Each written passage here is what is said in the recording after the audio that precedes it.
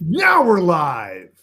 This is Rich with the High Shelf Collective, and we are just kicking off our third night of the HSC charity event. Before we get to everybody, just wanted to talk a little bit about what is the Trevor Project. If this is your first time to join in one of our events, first time to see our stream, definitely go check it out, share it, provide it to other folks. It is, I like their vision statement the most, a world where all LGBTQ young people see a bright future for themselves. We all know during these times at the end of the year that, unfortunately, suicide rates are up. There's a lot of depression. There's a lot of tough things like that. The Trevor Project provides that open resource. When we talk about 24/7, 365 days a year, they're there to answer the phone for people.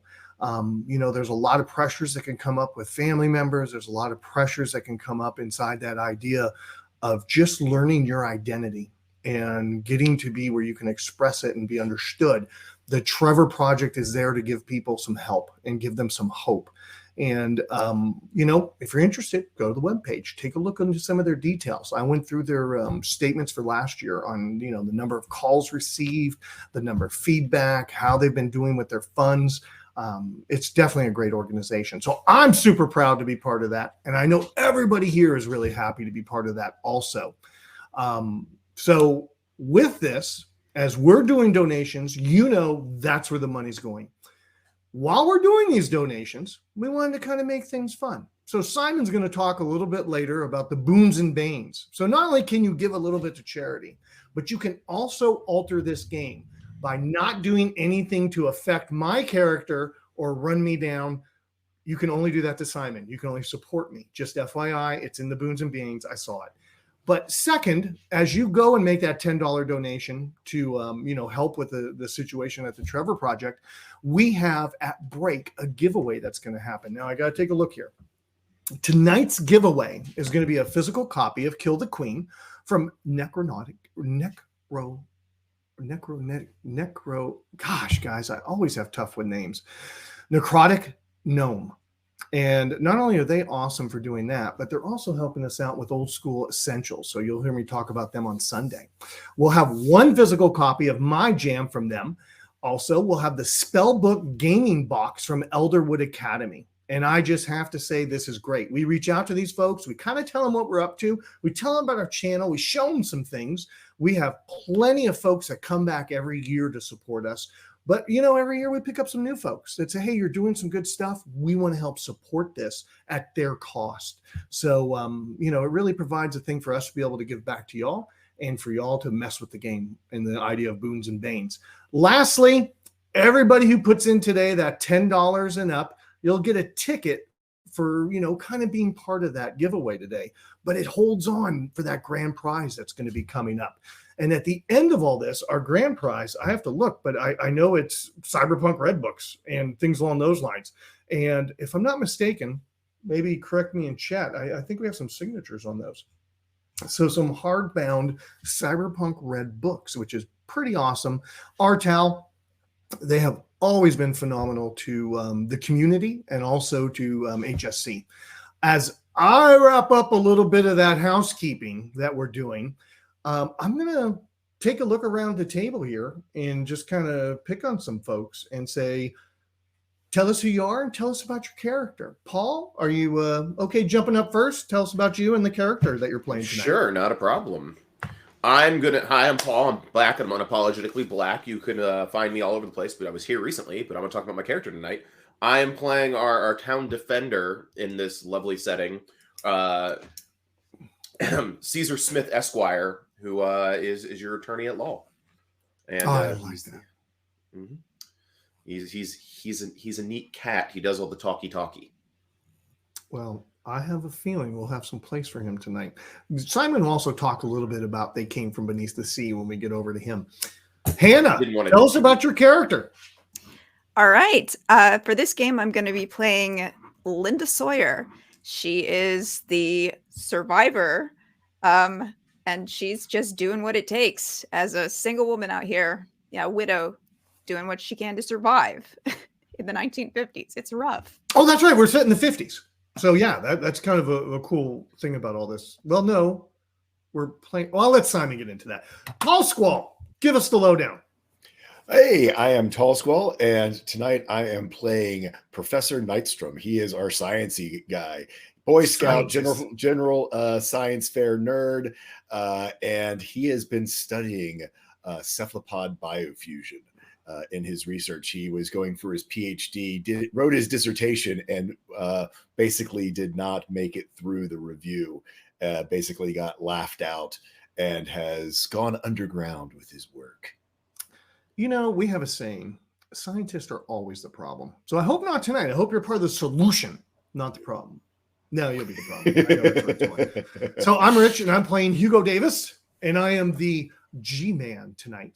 So I'll be playing that straight arrow, kind of character. Of course, always make sure there's nothing bad going on. No, watching that prohibition. Simon, take it away. Tell us a little bit about the game and what we're getting into tonight and the boons and banes. Hello, everyone. I'm Simon at Wandering DM, and I'll be the director for our movie. So, yes, The Game from Beneath the Sea is an RPG where you basically recreate a sort of B-movie, horror movie from the 1950s, kind of, well, in the same vein as They Came from Beneath the Sea, or the Swamp Monster, or so many more whose titles suddenly escape me completely. But you get the idea, the bad costumes. Attack from Venus. Yeah. Oh God, what was the other one? The something planet. Forbidden Planet. Forbidden Planet. Though that one is not from Beneath the Sea, but the same type of cardboard sets with reused costumes and trying to cut corners as much as we can because we don't have a whole lot of money, but we still want to produce this movie, which brings us to us tonight. Because you see, we're trying to make a movie tonight. The players chose, the movie is called Attack of the Squid People from Outer Space. And the problem is, you see, there's another studio who technically everyone has the rights, like it's public domain, we can do whatever we want with it. But there's another studio who's decided that, they have more money than us, they have more resources than us, and they're going to release their version of Attack of the Squid People from Outer Space. And we want to make a new one. So we want to be the first ones to produce it. The thing is we don't have anyone to write the script. You see, our script writers, they walked out on us. The actors left. We're basically left with the understudies and what little help we can have around the lot here. Which means that you, as viewers, are going to actually serve as sort of the interns who write the script for our game.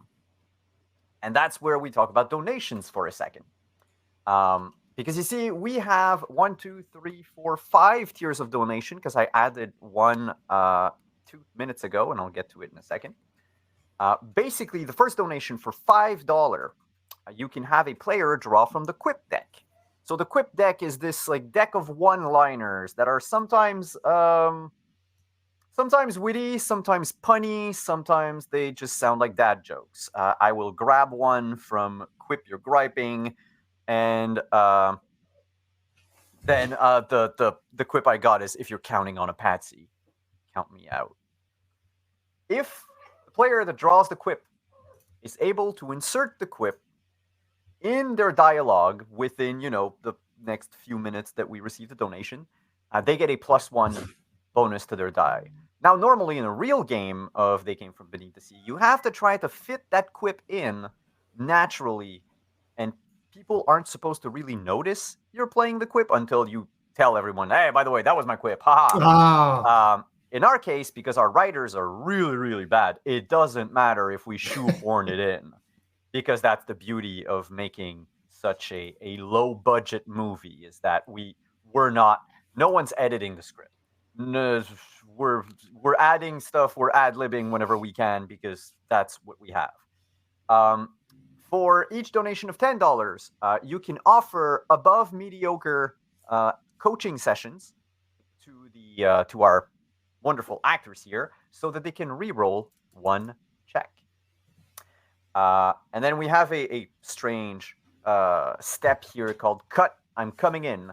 If you donate between $11 and $16, and it's really important, 11 to 16, I'm going to have to draw a quip and force it in through the mouth of one of my NPCs. The reason why it's 11 to 16 is because that will tell me, the second digit will basically let me know which deck I have to draw from. For $20, we have the prop department. We finally have a working prop. So if you, for $20, you can let us know through chat which player, same with the quip, which player you want to give the prop to, and the prop lets them succeed on a check of their choice because they will happen to have exactly what they need. And because of something that Rich said earlier when we introduced ourselves, there's a last-minute addition to our tiers, which is called Rich Can't Die. And if anyone donates $100, Rich can't die. No. No one's going to do that. David, you're not watching today, are you? So I hope we'll not. see if that happens. That said, the game plays with a system of D10s. If you're familiar with World of Darkness, with vampire, hunter, werewolf, mage, or even scion, or even exalted to some extent. Basically, the way the game works is players will tell me what they want to do, and I will tell them a skill and an attribute to roll together. So they will click on their sheet on the skill that they need, select the proper attribute, roll the dice, and they need to roll at least one of the dice need to come up an 8 or above. Now, what's nice is that Roll20 anyway is going to calculate all of that for us, so we're just going to know immediately if we succeed or if we fail. Throughout the game, the players also have some special abilities. Basically, if they succeed very well at something, in our handouts, because that's also reminding all the players, in your handouts you have the list of stunts that you can do. So if you succeed with more than one success, you can actually just tack on something to the game. Basically, sort of steal the reins of GMing from me for a second. And of course, remember, players, you also have tropes that you've probably chosen at character creation, which I will try to make them fit in. I know that some of them are going to be very, very interesting. Well, you know what, Simon? Yes. No one's donated $100 yet, just FYI. But we definitely have Mates of Fate. Mates loves you. I don't know who he loves, but Mates loves somebody. And give a prop to a player to give them a +1 success on their next check. No specific person stated. So maybe the first that needs it. I will roll a d4. Oh, look at that. And I'll use our, my version of Video Ninja. So what I see here on my screen, number 1 being Rich, 2 Tall Squall, 3 Paul, 4 Hannah. And the prop goes to 2 Tall Squall. Yay! So whatever it is, you have a prop that will allow you, whenever you want to use it, to succeed on a check. And I got really nervous on this one because it was a 10. And I was like, is that 100 already? I mean, am I just out? Is this what's going on? Katrina donated 100. Reroll for Tall Squall. Shout out to the good old Project Alpha days. No idea what that means. Was that good? Yeah. Is that good shout out? Woo. Wow. Okay. Way back. In the Wayback Machine. And I apologize. I will be jumping in while you're talking, or right when you finish, Simon, as I see new things. But completely understandable. I'll try not to be too, I'm not. No, but if you just raise your hand or something, I try to keep our the video feed in front of me at all times. Good. So we're gonna start our movie on a cold open. Oh, I need to. Little caveat: we're talking about a movie this whole time, but the characters that players are playing tonight. The way this game works, the characters do not know that they're in a movie. The players know. The players, through some of their abilities, will alter the movie itself. But the characters, to them, everything is real. To them, the world is in peril. To them, the squid people from outer space have invaded. And So we begin. Interior. Starfish Labs. Night. We see a pair of scientists wearing lab coats. One of them fairly young, maybe early 20s at best. Those big, black, wide-rimmed glasses that are like, an inch thick, with his pencil, his pen protectors in his pocket. The lab coat that is evidently way too long. Gelled hair, sort of like moved all the way to the back. Kind of freshly out of college or something. The other one is an older scientist, very, very tall, very lean, lanky, almost even, to the point where we never quite see their head in the frame. And they are proceeding to, they're writing on a clipboard while looking at this big aquarium where a yellow squid is just floating, just having, living its best life, having fun. And all of a sudden, the scene changes from seeing the actors to just seeing their shadows on the walls. The camera pans. The glass of the aquarium breaks. The squid jumps out. And it begins strangling the tall scientist, whose head, at least the shadow of it, we can see on the wall. It squeezes it so hard, the head pops off like a cork. Just. And then the squid begins to insert itself, tentacles first, inside the stump and taking the place of the head. Of course, the young man freaks out, drops the clipboard, drops a pen, breaks, and runs away screaming into the night. Credits roll. Attack of the squid people from outer space. Then we see exterior of a small Americana town. It's the town square.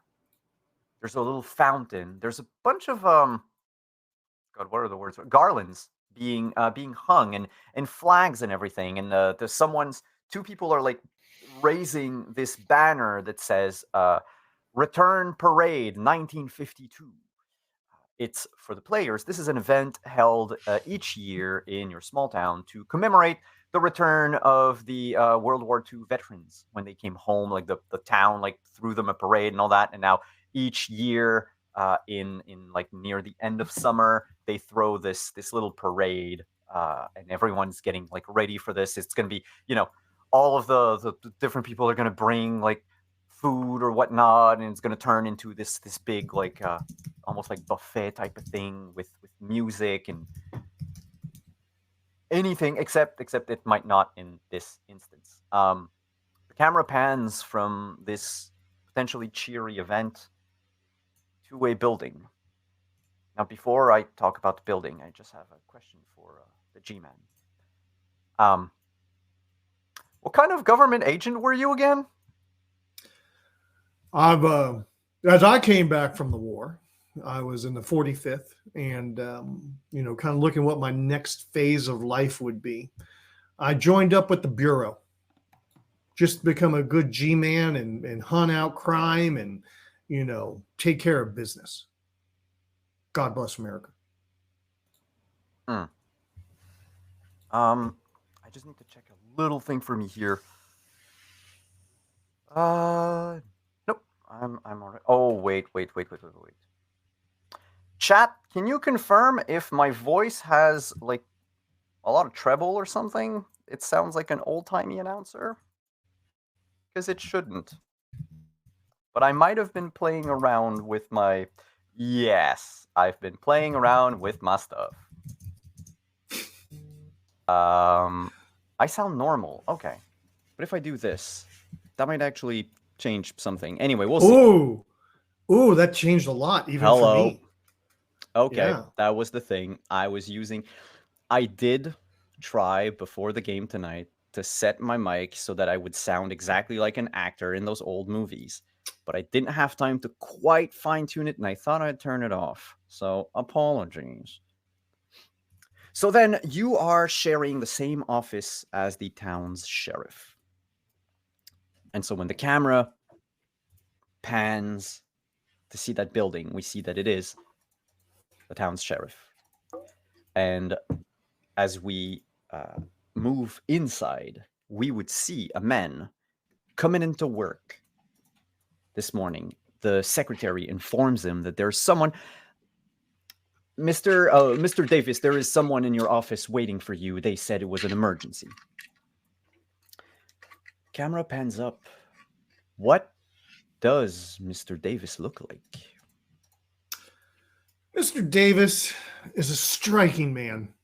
Incredibly chiseled chin. You know, beautiful tan from being out in the sun and just enjoying life as an outdoorsman. Tall suit, sharply dressed. You open the door to your office, and inside is a shaking young man trying desperately to clean his thick Coke bottle glasses. Still wearing his lab coat from last night, he jolts as you enters. Are you the and he looks at your office, reads the name plaque. Mr. Davis, sir. You can call me Hugo. I look back out the window and or out the doorway, and I say, Beverly, couple glasses of water. We're going to need those. And I close the door behind me. I say, young man, what is your name, and why do you not have control of yourself? David, sir. I don't know who to turn to. I am shaken that there was an accident at Starfish Lab last night. I need help. I can't go back there. But someone needs to do something. There's the head. He just lost his head. He just lost his head. David, are you telling me there was a murder? Yes, there was. I think it was a murder, sir. Yes. David, where were you during this murder? I was running away, sir. Okay. To my greatest shame, I ran away. I couldn't do anything. It was... David, not all of us are made out to handle situations. I understand where you're at. By chance, could you take us back there? I don't want to go back there, sir. If I can avoid it. Son, sometimes in life you have to do the things you don't want to do. Do I need to roll for an intimidation? Yes, actually. Could you roll for... Let's go with presence, because this is really about, the presence that you have, and persuasion. So if you click on the black die next to persuasion, and then choose presence from the black die. I don't see a black die anymore. On your sheet, it would be on the far right side. Okay, yes. There's persuasion. Let's click that. Okay, now where's the pop-up? I know it's here. There it is. I'm going to pick presence as my base for that. I'm going to submit. No extra dice. 2 successes. So not only do you succeed, but if you wanted... Well, in this case, I don't think you... I have my sunglasses on, so that helped. Oh, yes. Actually, the sunglasses give you an extra success, which means you are at 3, which means you could activate I Spy if you wanted, but there's no item to look at. And, well, unless you want to do damage to poor David. No. There's nothing we can do in this instance. David just goes pale, and he's like, if I must, there was just... this thing, it might seem like nothing, sir, but I might know who, maybe, perhaps, someone that can help related to the whole thing. And you see him like begin to, sweat profusely and try to wipe his hands on his lab coat. David, get it together. Who's this person? Oh, he's called Professor Nightstrom. Beverly, get Professor Nightstrom over here ASAP. There is an audible swallow from, from David. And we're going to pause the scene here. Actually, no, we're not going to pause the scene here. We're going to continue for a sec. Audibly swallows. You hear Beverly get up. You hear like the chair move. And then something like a muffled scream. A pop and a slurp. And then she opens the door. All smiles. Okay, put the gun back. There you go, sir. Glasses of water. And you said to call Mr. This Nightstrom. Do you have a phone number? She looks to David. David just shakes no. Well, then I will... Hit the operator. She'll know. Right away, sir. And Beverly goes back to her desk. Of course, she closes the door. And as she does, David looks at you and says, did you hear that? Did you hear the popping? I give David a little bit of my special hooch before he has a drink of water and say, buck up, son. There's no noise. What are you talking about? I knew it. I knew it. This is too much. You can go to the lab yourself. And he just gets up and bolts out of your office. He even just screams a bit at the sight of Beverly, who's just about to ask him, she has a hand on the receiver, just about to ask him what's wrong, and he just runs away. Kids nowadays. I know, right? No metal. And then we're going to pause this for a sec.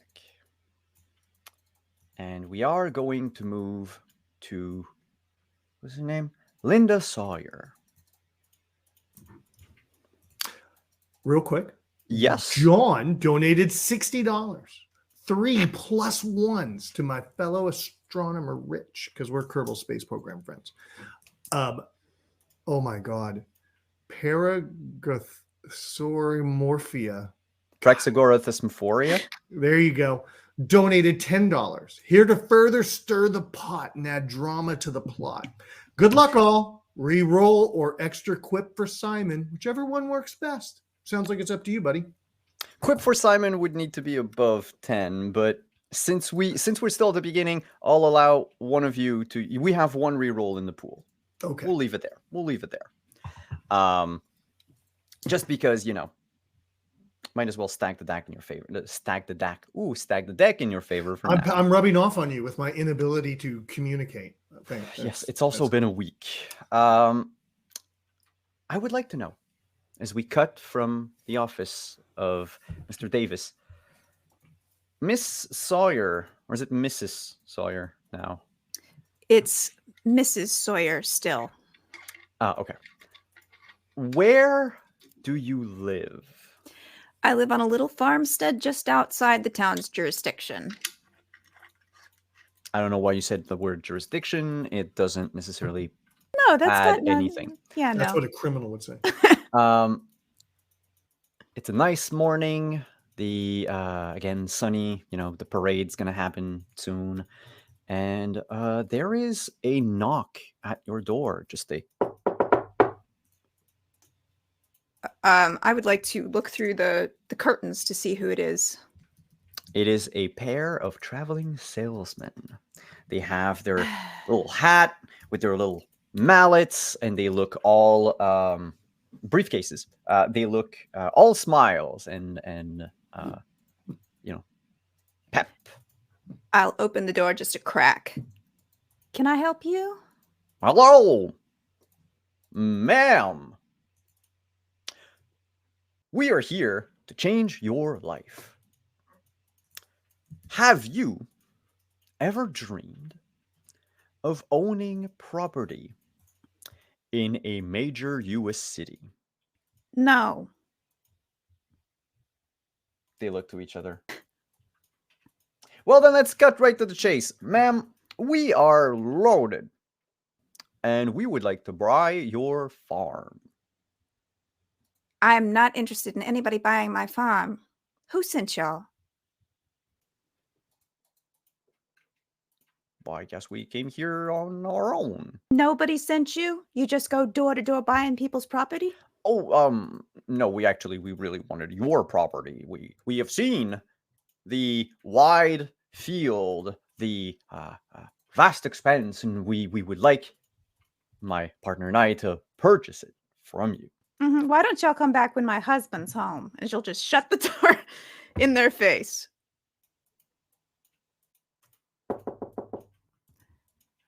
What? Ma'am, when is your husband going to be home? Oh, I don't know. So anytime between now and never. He's dead. Can I help y'all? Have a good day, ma'am. She'll shut the door again. You go back to your, well, whatever it is you were doing this morning.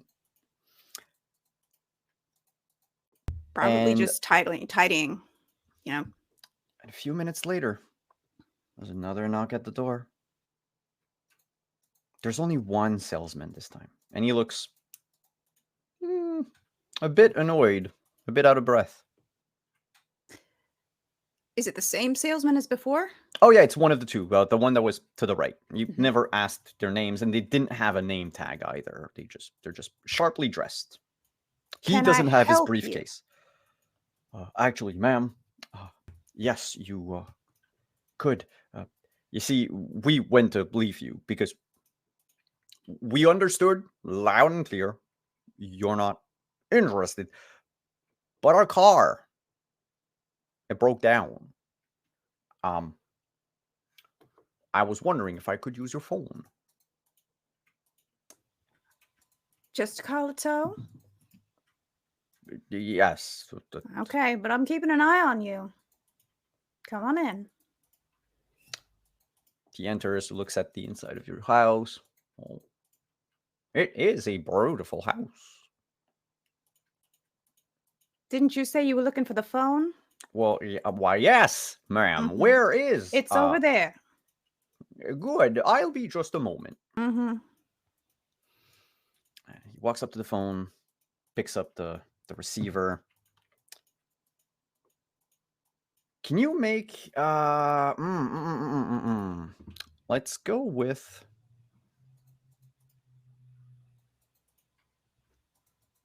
cunning and survival.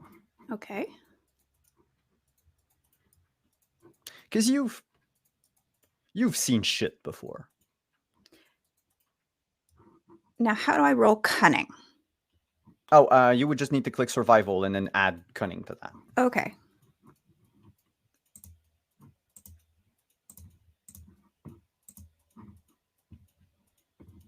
Nice, 2 successes.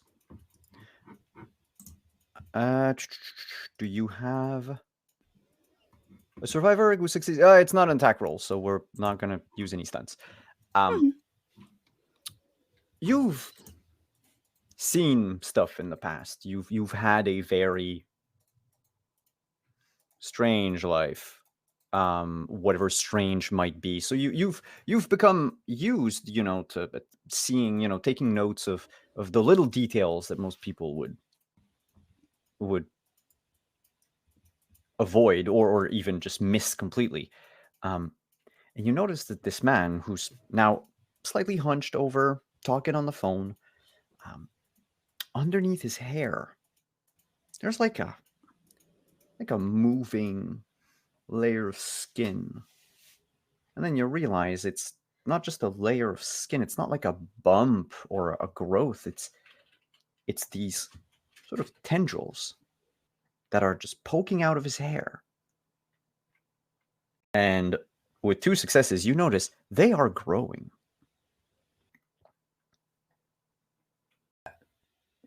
Son, have you been checked for ringworm lately? He turns, kind of taken aback by your voice. And as he turns, you see his mouth is all open. In sort of this caricature of a smile, there's like 3 tentacles emerging, and you can see like in the back of his mouth the eye of a squid. I'm going for my shotgun. There is a pop. The head falls to the ground as it just goes. Wah, wah, wah, wah. And instead of you now have a human with like the head of a squid, basically. For all of us who play D&D, imagine a low budget mind flayer. And it runs for you. You run for where do you keep your shotgun? Probably just under the kitchen table, honestly. All right, you run into the kitchen table. Grab the gun. We pan out of the house as we hear 1 shot. I'll have you roll for it, but we'll get back to that. Get back to you for the results. So if you can make dexterity and aim. Okay.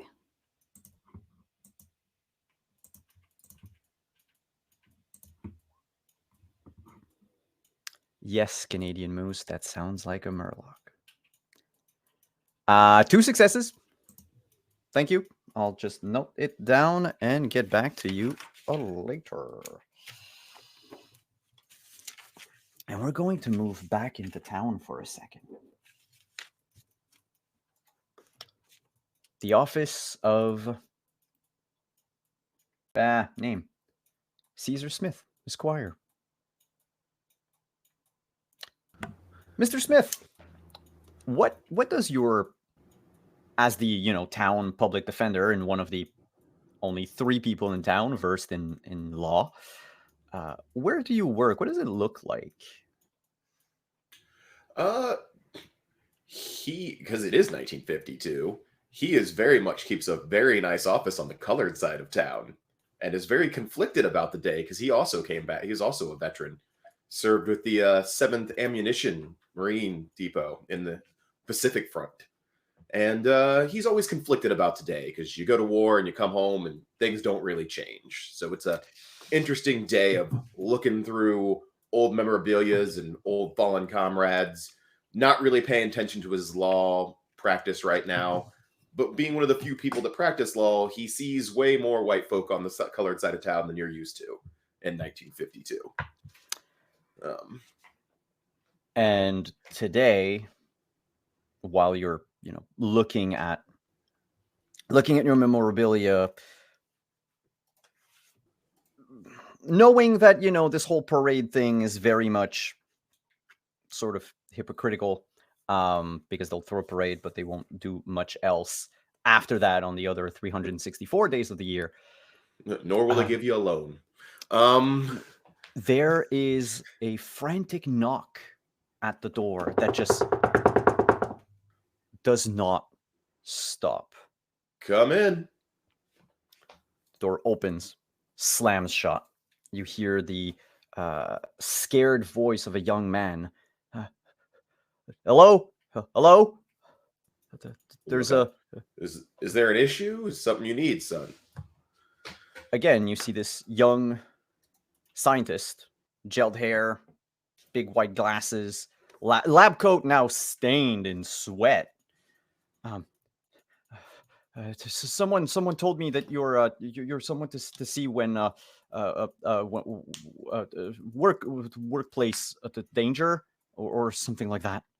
I mean, I'm someone you can see while you're in danger, but I don't really see many other educated folks in my office. Usually it's legal trouble. Is there a problem?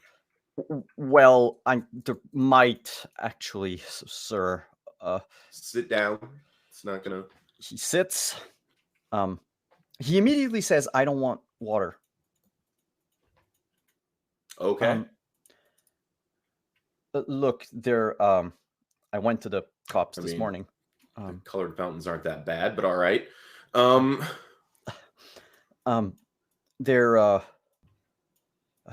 There's been a murder, and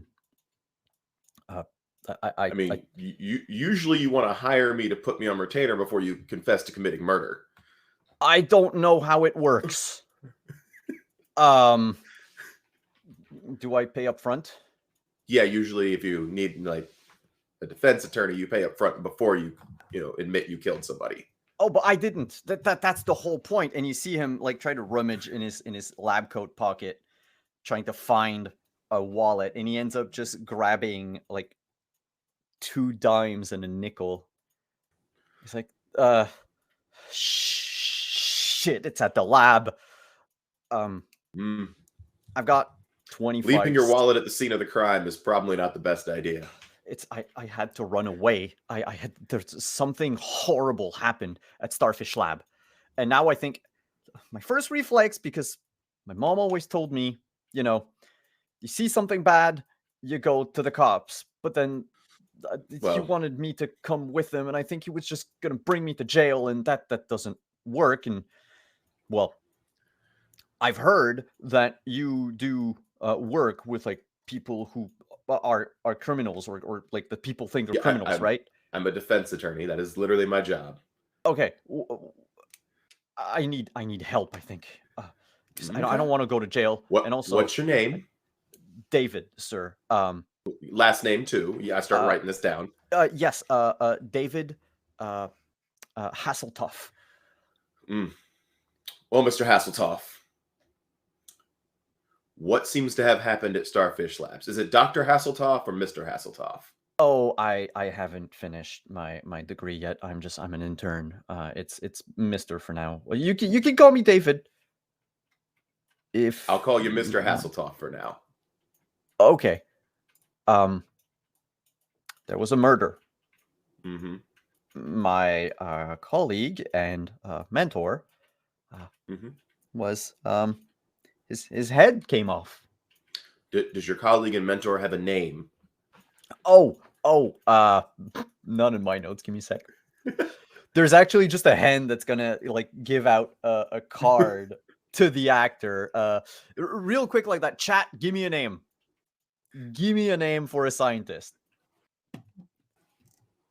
And at the same time, Rich, if you have anything to say, donation-wise.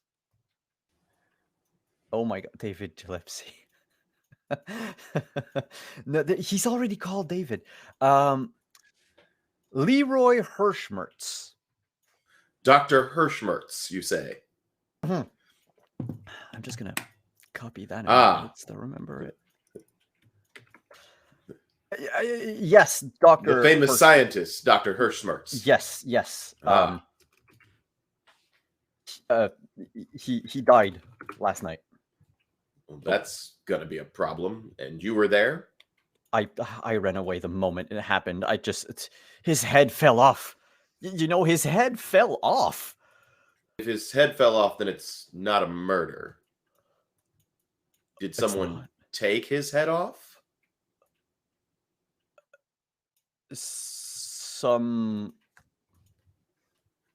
One. I guess you could call it someone. Did something take his head off? A squid we were studying. And you see, he avoids her gaze because he knows that what he says is just pure crazy. A squid got his head, sir. Never saw a squid take a man's head. Saw a squid take a man's toes before. But this one was bigger. We were working on it's Dr. Hirschmertz's project, he said. The foremost scientist on you could say it's his life's work at this point in time. He doesn't laugh. I don't know what to do. It's just the research we were working on. I know that it wasn't Dr. Hirschmertz. It was stolen. And then, well, that's not good. That means somebody might have it out for him if they found out they stole his research. And at the same time, as you have this conversation, we like split the screen in half and see Professor Nightstrom for a sec. Oh, I forgot to mention, to ask, Mr. Smith, what do you look like? Mr. Smith is that well-dressed, but not as clearly better dressed than I am, because I'm not feeling super hot. So not going to lie, I'm not going to throw on a three-piece. But he's a well-dressed, suited man. There's a fan on in the background because it is a summer day. And unfortunately, when you're in the office in the 50s, there's no AC. So there's a fan blowing on him. Yep, spritzing away. He's got that kind of ageless, like, attorney look. Like, I've seen some things, but he's anywhere between like his late 20s and early 50s, and that's stuck in that time period where you're like, maybe he's in his late 20s, maybe he's 45. I just know he sounds educated and he's confident. Cool. So we cut the screen in half. You have you and David on one side asking your questions, and on the other, we begin to see Professor Nightstrom at home.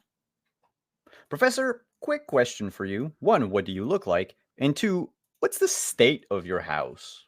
What kind of scientist are you? So, Professor Nightstrom Evil. is Professor Nightstrom is sort of just the most sallow, pasty complexion, almost gray skin. Like you would almost wonder if things would, things that live in dark and dank caves might actually inhabit the creases and folds of his skin, his just sort of the sunken complexion, and the worst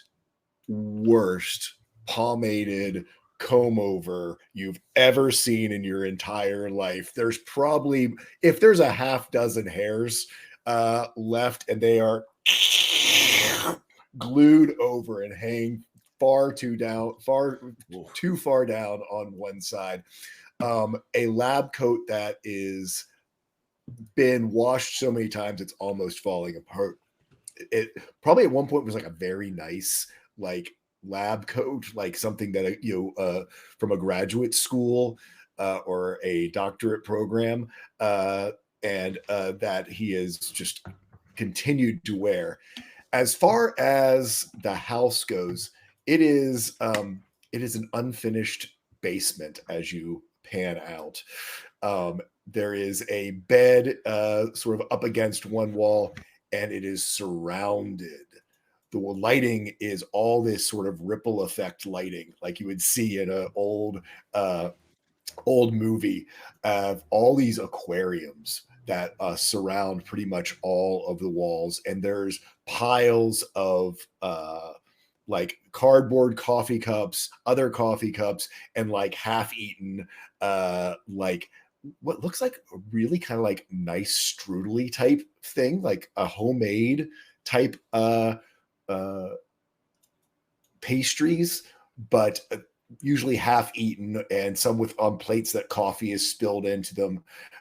You probably see, because it is sort of dank and dark in this basement, like a millipede runs off of one of the plates, and it is not a very pleasant space. Old, awful, broken-in couch as well. Sort of in the background, a coffee table, maybe. Oh, it's the 50s, so yeah, there's probably ashtrays everywhere. And so that's what we see when the screen sort of wipes to one side as David says, "It's been stolen." And he will go on to explain that Hirschmertz, an old colleague of Professor Nightstrom, stole part of his research and paid. Essentially, he paid David's internship a fairly generous salary that David makes as an intern, which is rare normally, for David to not say anything about it. But clearly, Hirschmertz did not understand what Professor Nightstrom was working on, and he believes that he has created a murderous variant of Squid. That's amphibian.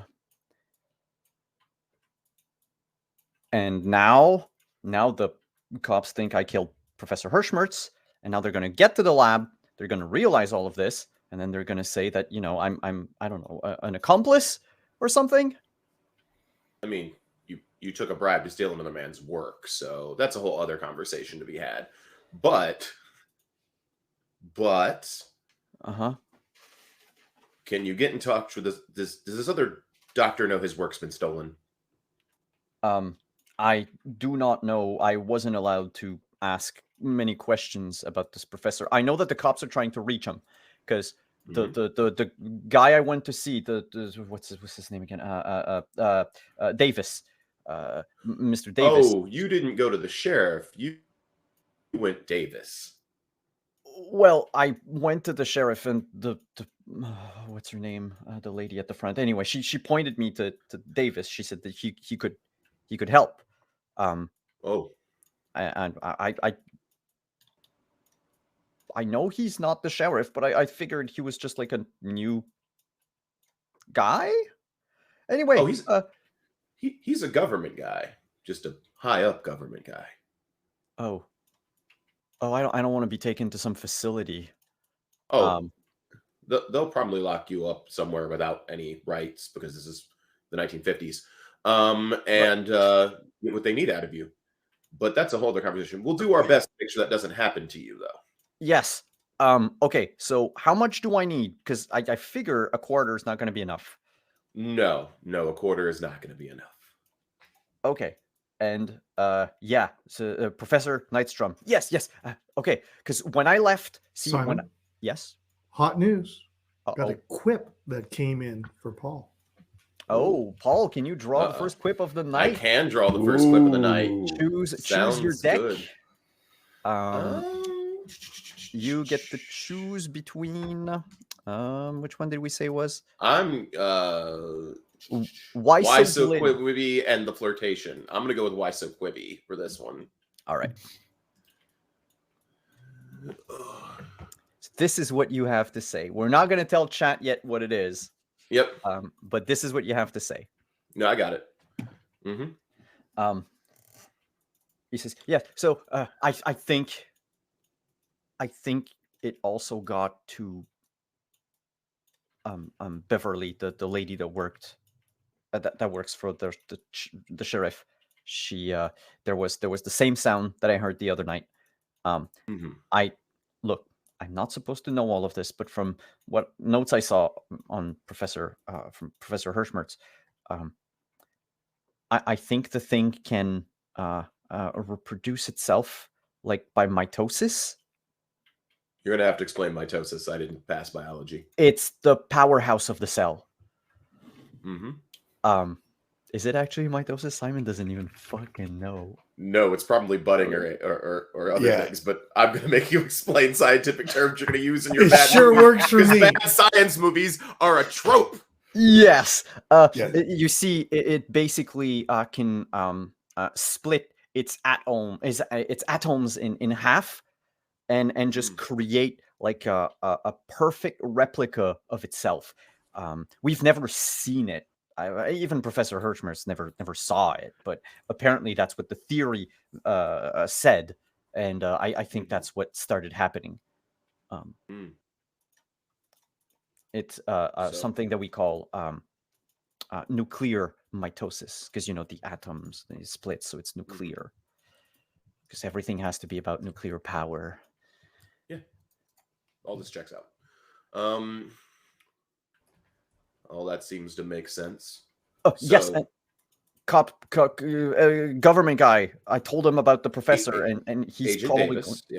Yes, Agent Davis is probably going after Professor Nightstrom because I gave him his name, and he asked Beverly to call him. So I think I might be responsible for a potential second murder. David, you're blocking an investigation. I'm yelling this from across town. It's cool. I'll get it straightened out. Let's just find a place to get you safe. maybe put you at a hotel for a couple days. There's only really one hotel in town. You're going to head out of this building. You're going to turn left at the next undescribable horror. And by that, I mean the parade they're about to put on. And then you're going to book a room there. And we're going to get the situation sorted out. That was the quip. Mm-hmm. So, Paul, you get a +1 die on your next check. Thank you. David just nods and says, all right, and what about the professor? I mean, I'm a defense attorney. My job is to keep you out of jail, not to investigate the murder of the professor. Okay. That is literally the agent whose job you went to go do. Okay. But we'll get it all taken care of. Okay. Second left after the parade. Mm-hmm. Thank you, sir. Mm-hmm. How long do I stay in the room for? How do I know when things have... So here's their book room 222. Uh-huh. They never use it. It's where I put my clients. I will call you once I start looking into things. Okay. All right. He grabs his pocket change back. I take a dime. That way I'm technically on retainer. I put a finger on the dime and slide it back across the table. Okay. He takes the 15 cents left. He's like, hopefully they'll pay for the room. Put it on credit. Okay. And he just... You're a white boy. You can do that. He probably can. He's probably too young for, I don't know, in the 50s, how early you could get in the a credit 50s, card. you could get credit at 12. Yeah. He has, he definitely probably has, his school loans sort of were on his on credit. So he's leaving your office. He goes away, and that's where we're gonna pan. Oh no, actually, I was gonna literally pick up the phone and call Agent Davis because he's one of the 2 law enforcers in town. And I'm the defense attorney. This is probably a regular thing.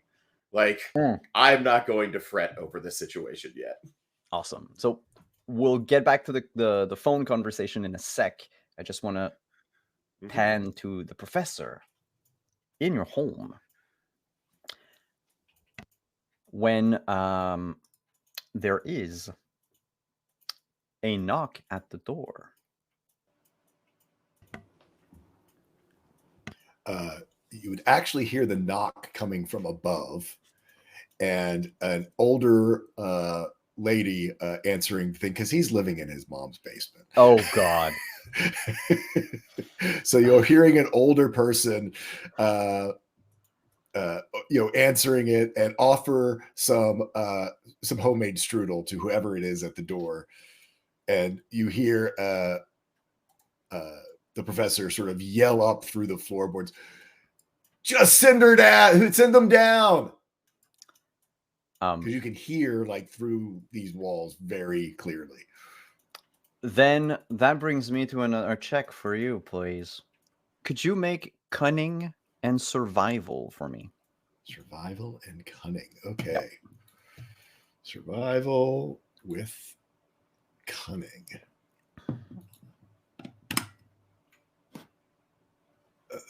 Submit. One success. That is on enough. a 10. Yep.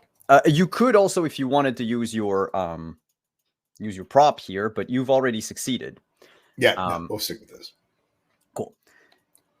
Just before you yelled out to your mom, you could swear you heard a sort of coming from upstairs.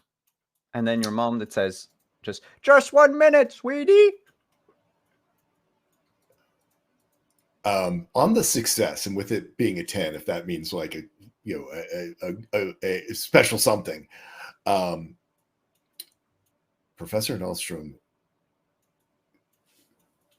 makes a sign of the cross and runs out through the basement. Oh wow! You just run out of your place. He knows what that sound is. He's heard that sound before. Good luck, Mom. As he runs. No, I mean at that point he knows. I mean, there's a he knows exactly what that sound is, and he starts muttering to himself, "Got to get to Starfish. Got to get to Starfish." Quick question: where does your mom live? Like in relation to the town, like does she live like downtown, on the outskirts of town? Oh, I think she's like one of it's like I think that they were probably a well-to-do family that they like sent him off to school and all those types of things. So maybe not like you know how like you have Main Street where the shops are, and then you have like Main Street where like the nice places are. So I think probably the parade goes by the front of their house, one of those like like stages.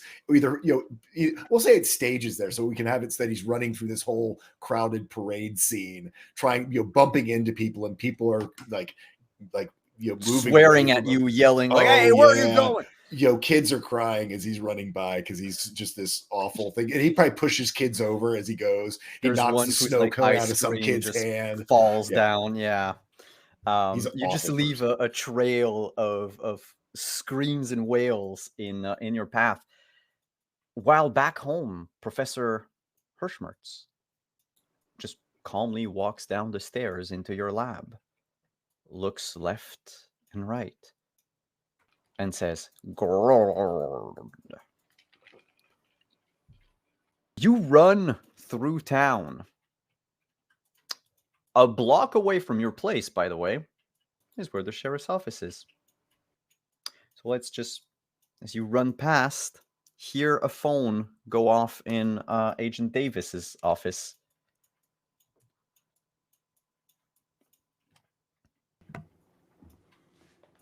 You're muted.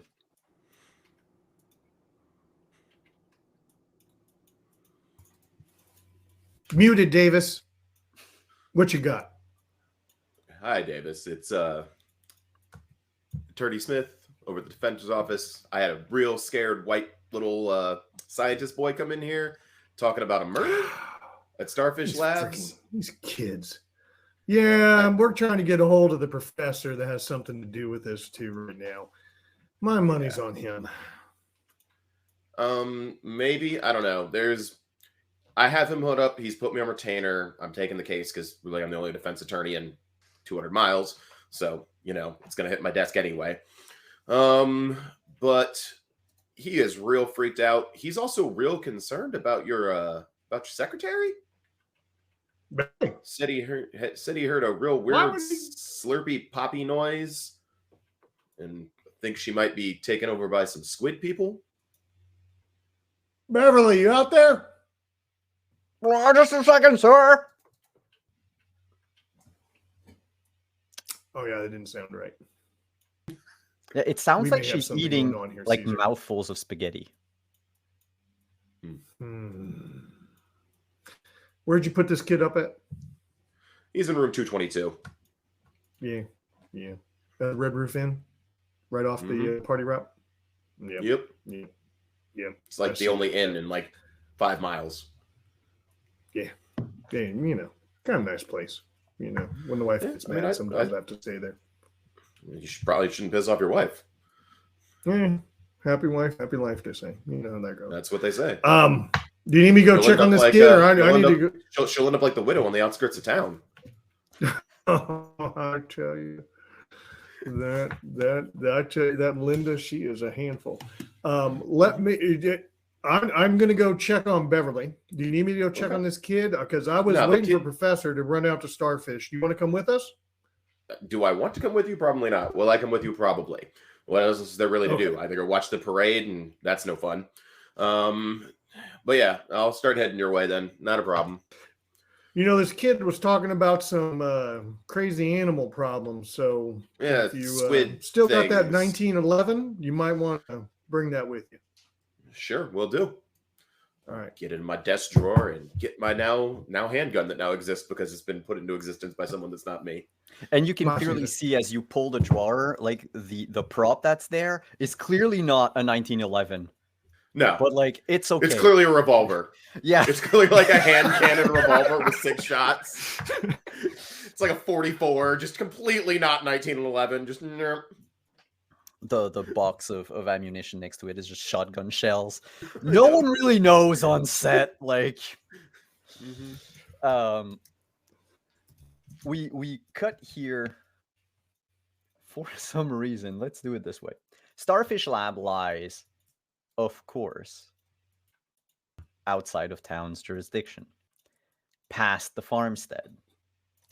And so we would see a Professor Nolstrom just run. You've ran through town. Oh, I stole someone's kid's bike. Oh, you're on a bike. All right. Yeah, I definitely stole some kid's bike. The bike still has Knocked him off a the baseball bike. card in it. Yeah. And it's like, way too short for him. So it's that just horrible thing. And he's wobbling down the road.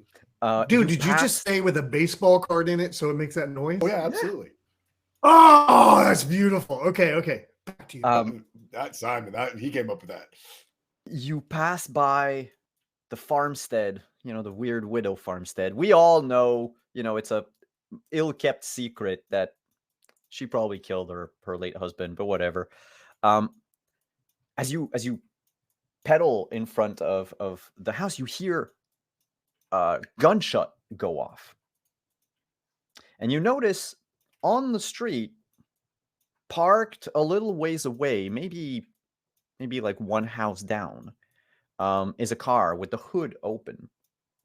And a figure, traveling salesman, little hat, nice suit, just waiting. Well, you know how to spot them. Mimicking someone waiting patiently. They don't know that humans aren't as stiff as they are. He's just standing there in the middle of the road next to his car, almost like T-posing, just waiting like an NPC that hasn't loaded properly. Because that's what humans do when they don't move. Of course. You see it from afar. And I would like to know, Mrs. Sawyer, what happens after you blow the chest off of this squid? The squid itself, the squid head, so the person just falls down, the squid detaches from the head and begins to crawl, hop away towards the front door. From the exterior of the house, you can absolutely hear the click, click, bang, bang, bang as she's trying to follow this thing as it's running. So I don't know if she actually hits it. So, well, I need to check their stat for a sec. Mm-hmm.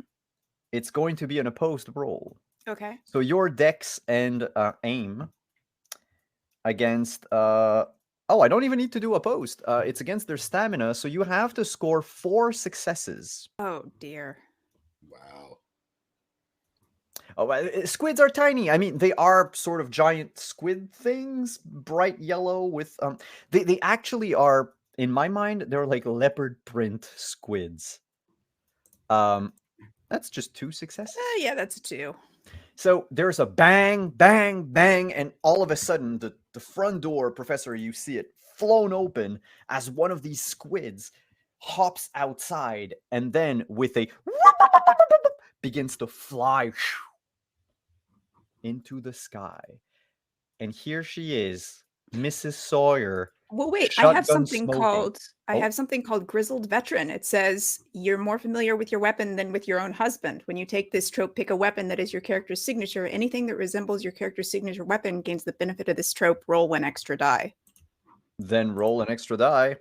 I mean, if you roll so normally, that's true, I forgot to mention. When Roll20 rolls a 10, it's an exploding 10, so it immediately tries to re-roll a second die. Tall Squall earlier, it rolled actually a 2 and like a 10 and then a 2. Oh, gotcha. And so you need 4 successes technically with a single D10. If you do roll a 10, no. Nah, it was worth it. It was worth a try.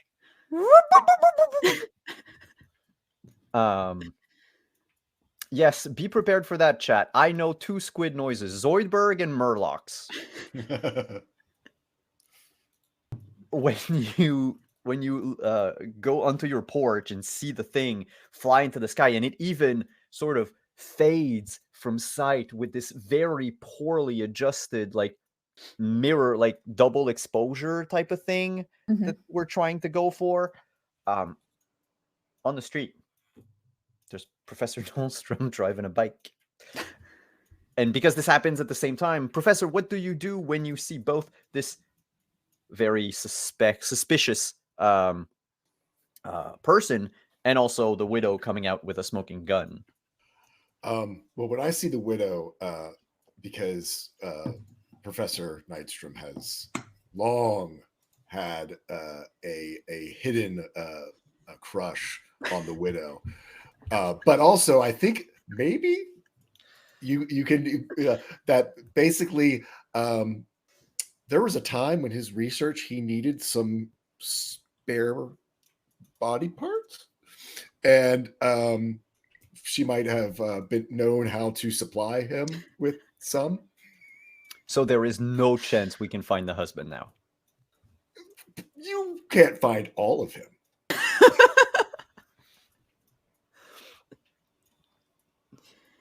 So yeah, you were saying. So yeah, I think as soon as he was hearing the gunshots, he, his own mom, he ran and was like, "I'm getting out of here." But seeing the widow in danger, also knowing that the widow is pretty damn good with a gun and he is not, I think there's a little self-preservation and I guess the impressive thing for me to do is to try to go and assist, but also she's probably able to protect me. So wobbling over like the dirt driveway across towards the farmhouse on this bike. As you do so, from the corner of your eye, you will notice that the other suspicious salesman just hops back in the car, hood still raised, and just drives away. It kind of swerves left and right. Squid people do not know how to drive, but they can operate their flying saucers. I have a quick important visual question. Yes. I'm going to assume, because we're on this type of film, that the scientist is a good 2 inches shorter than the widow. Oh, absolutely. Because that just matches up in my brain so much better. The concept that he is totally, just making sure everybody's on the same page. 100%. Yeah. Like, she looks down at him as they speak. Yeah, no. Oh, yeah, and, sees the you have I can see my reflection in your... Yes, you could do your... You could do your the makeup waves of his hair. Yes.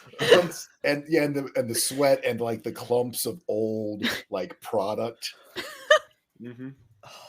Probably some dandruff caught up in there, too. Oh, no. Mm-hmm. He's a catch.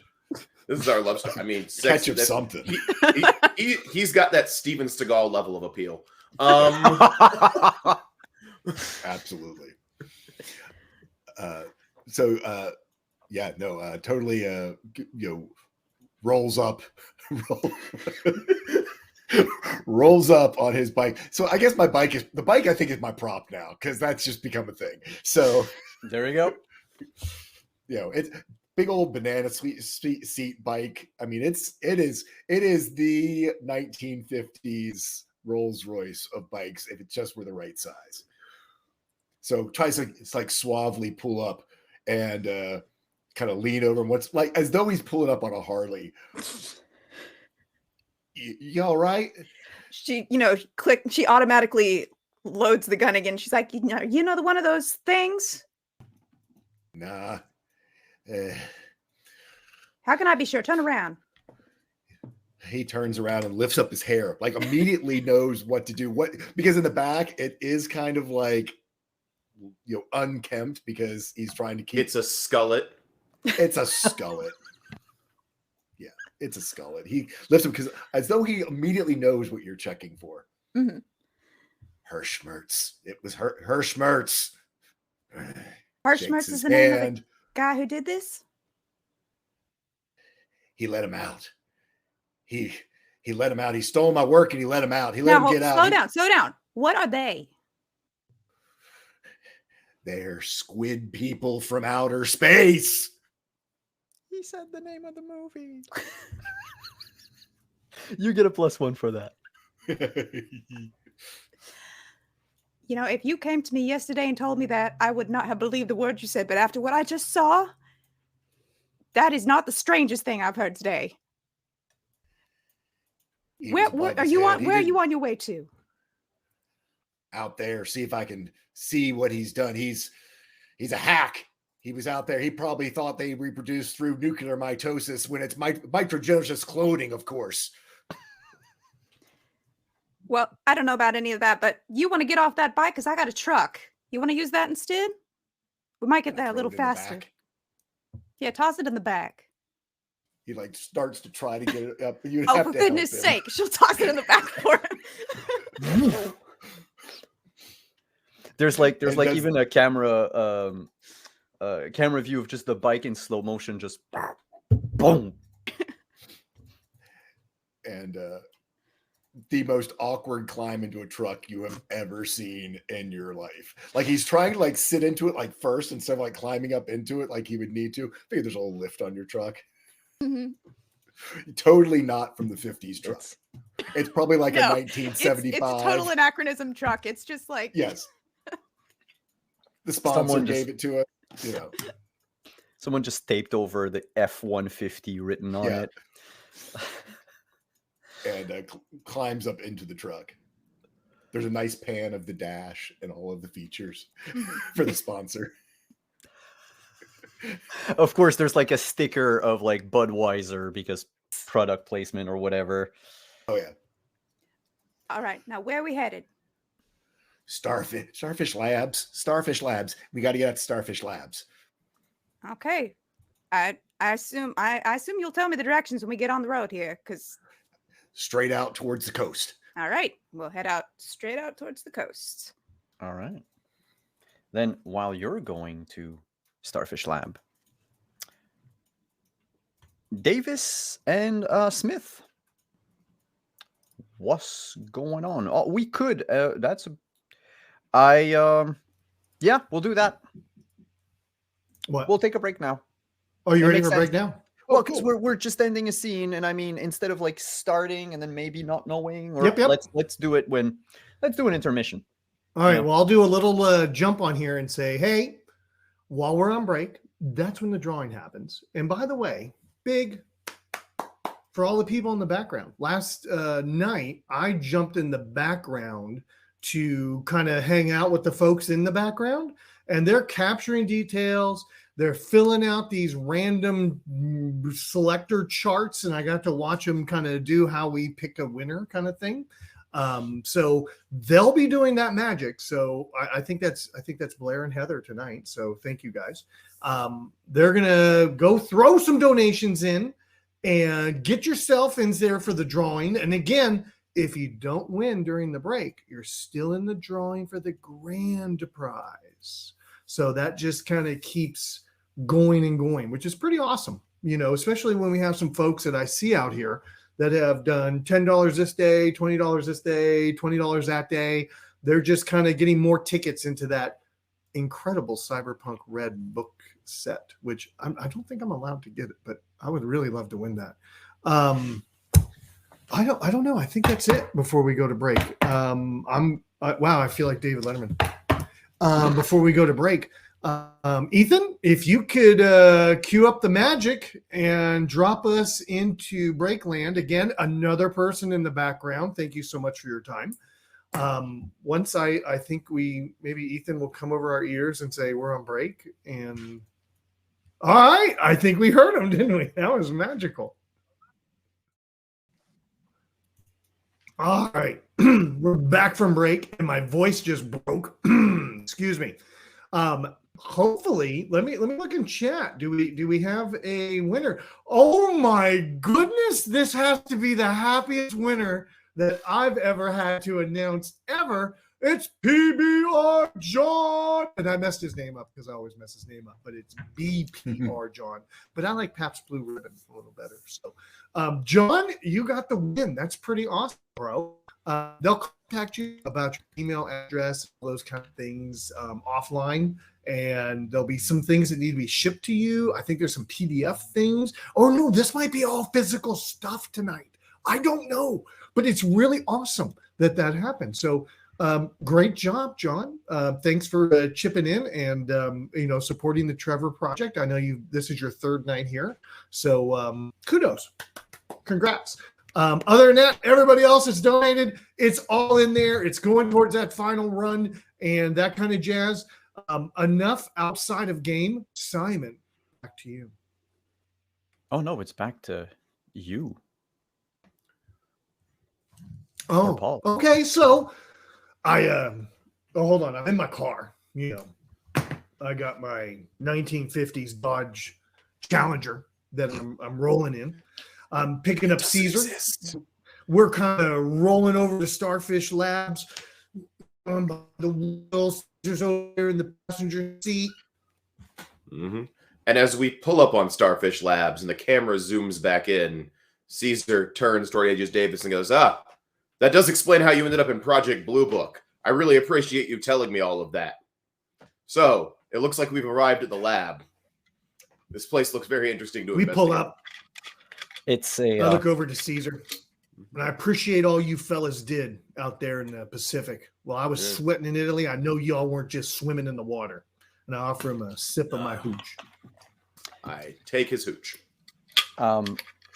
Starfish Lab resembles one of the many warehouses we have on the back lot at the studio, just with the letters Starfish Lab, just spray painted on a stencil. So what you're telling me, it looks like some sort of out of place futuristic building from the 1980s, somehow taking place in this movie in the 1950s.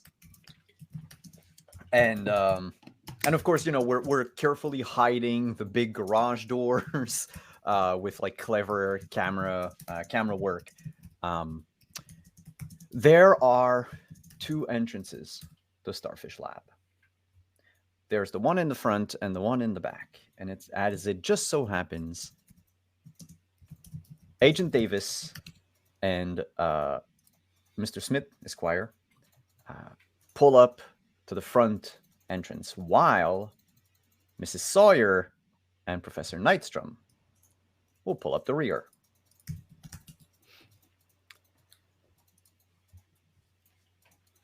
While we're taking that, we had a great donation from MM&M. Every player is ending up with a quip right now. And Simon, I don't know if everyone should just go get a quip or whether you should tell us when to get a quip. No, get your quips. Get your quips ready, everyone. Okay. So choose your deck and then announce which deck you're going to draw from. I drew from the flirtation. I'm grabbing in before you pull that switch. All right.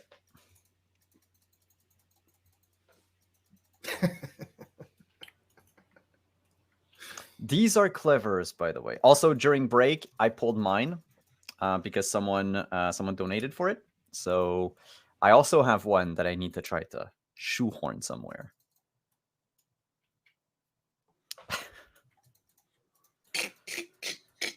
All right. I drew mine from this great portent. And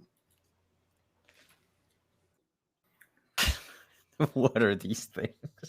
Oh my god. All right. Okay, so interior, Starfish Labs. The place has been wrecked. It looks almost like someone, flipped everything over trying to look for something. It doesn't look like wanton destruction, more like a burglary, but looking for something maybe specific. Mind you, all of the aquariums have been smashed, and none of their occupants, be it any type of marine animal, fishes or turtles or squids or octopi, whatever it is, they're nowhere to be seen. There is broken glass and water all over the floors. It makes a wet, crunchy sound with each of your footsteps, which I'm going to ask right away. If any one of you want to try to enter sneakily, I'm going to require all that track. Because otherwise, you make the splish splash sounds. Oh, definitely. I was born sneaky. So for anyone who wants to sneak, I'll need a check of Dex and Larceny.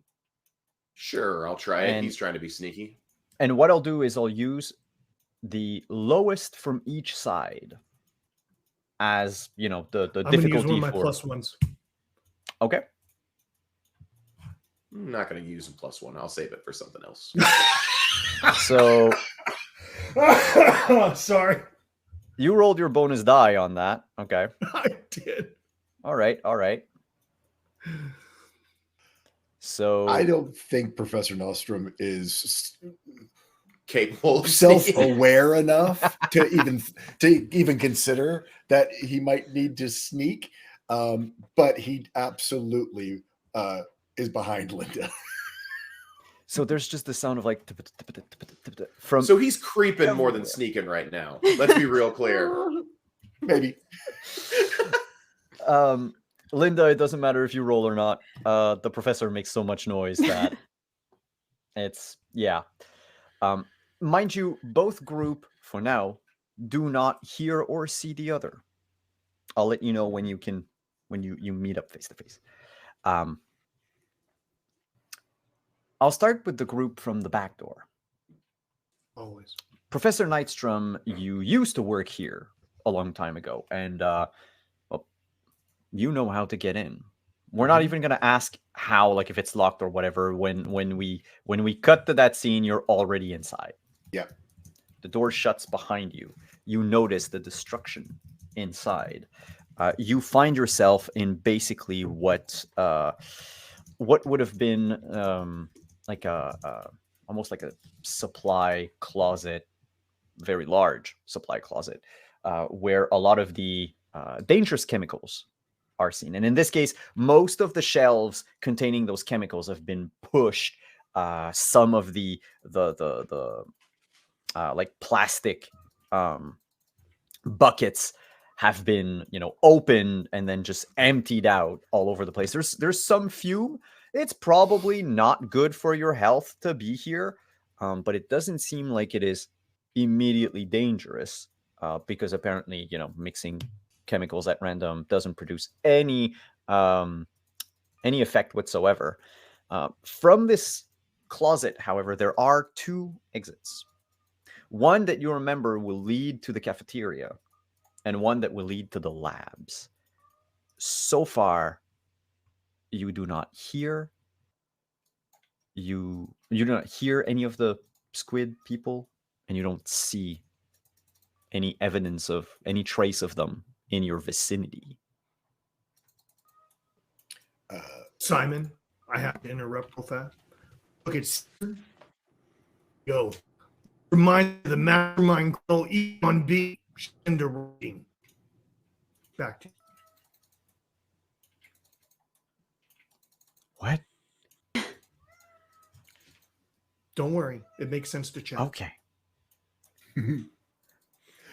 I think Professor Nystrom is like muttering under his breath, "This should have been mine. All of this should have been mine. It should have been mine. Look at all this. Look at all this equipment. Look, this all should have been mine. It should have been mine." Hey, Leroy, Hey. that nincompoop. Leroy, that. Yeah. Hey. Yeah. Yes. you're not going nutty on me, are you? No. I'm fine.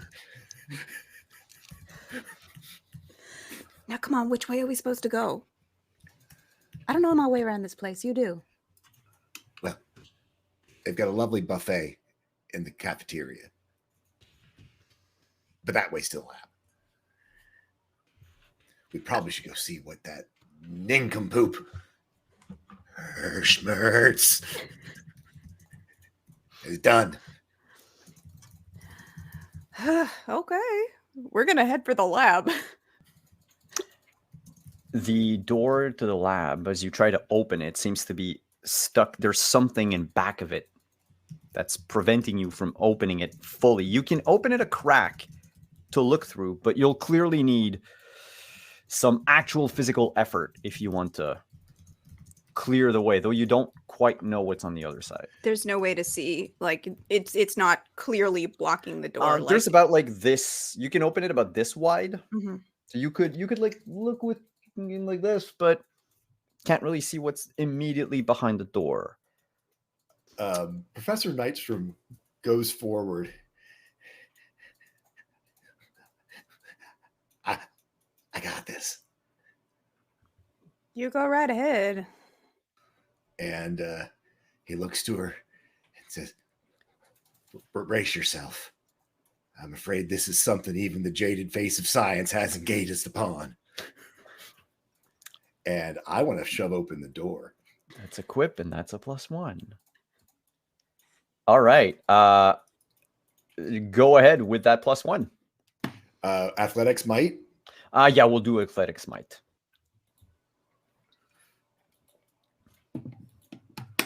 And I'm looking for 2 successes. And so, and 1 extra die. Yep. That's Wow. 3 successes. And that's 3 successes total. So yeah, you with ease, you push open the door and you hear the tumbling of something metallic.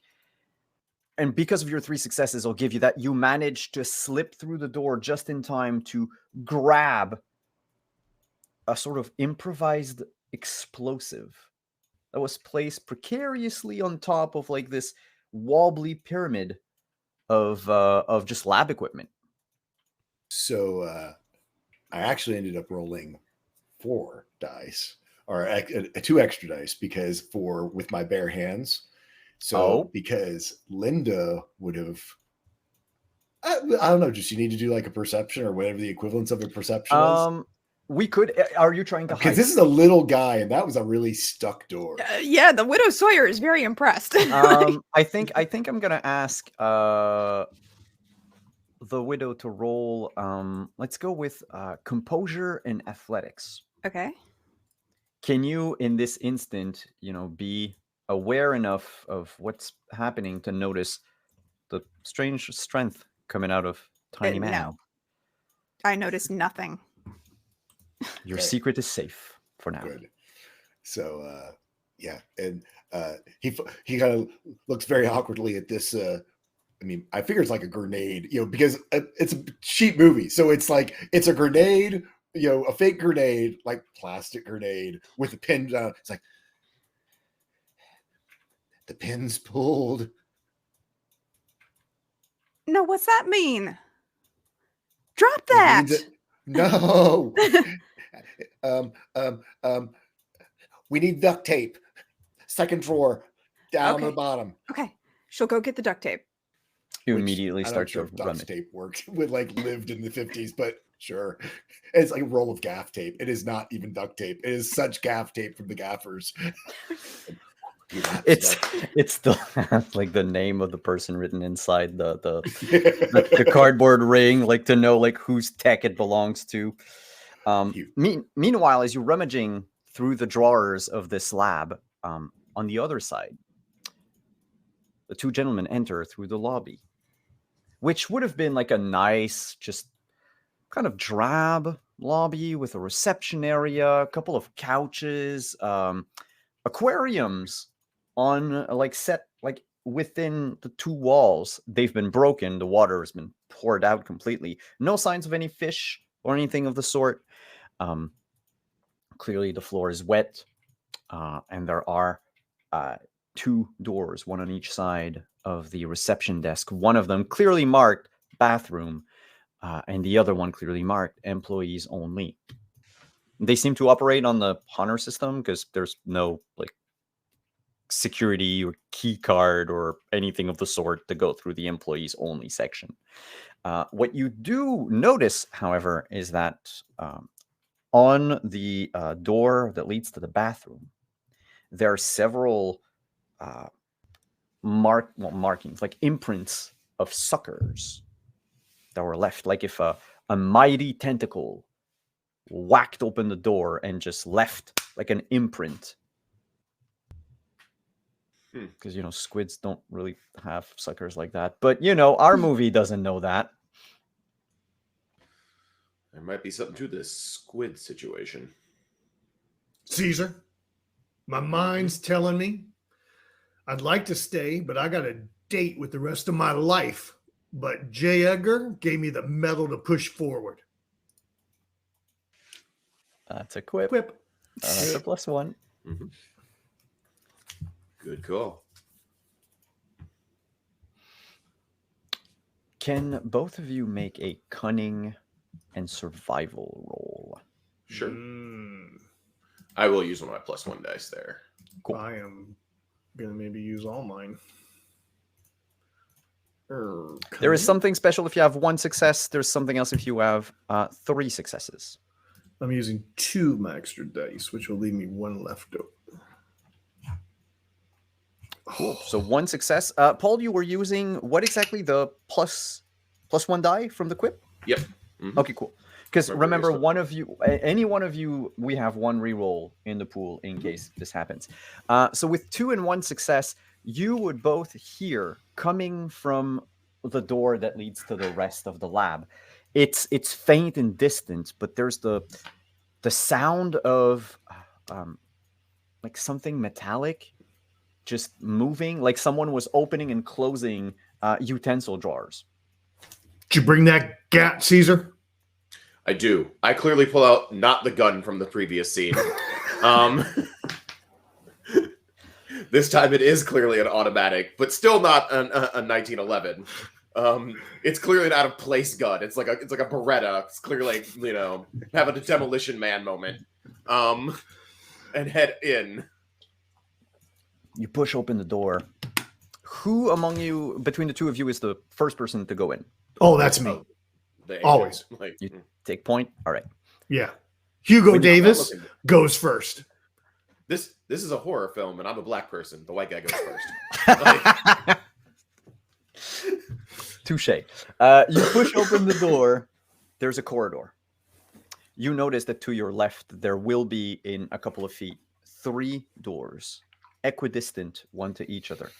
They're all swung open. You can see that there's water that came out of those rooms into the hallway. You also see that to your right. So 3 doors to the left, 1 door to the right, and 1 door at the very end of the room. Putting on my shades. I need the +1.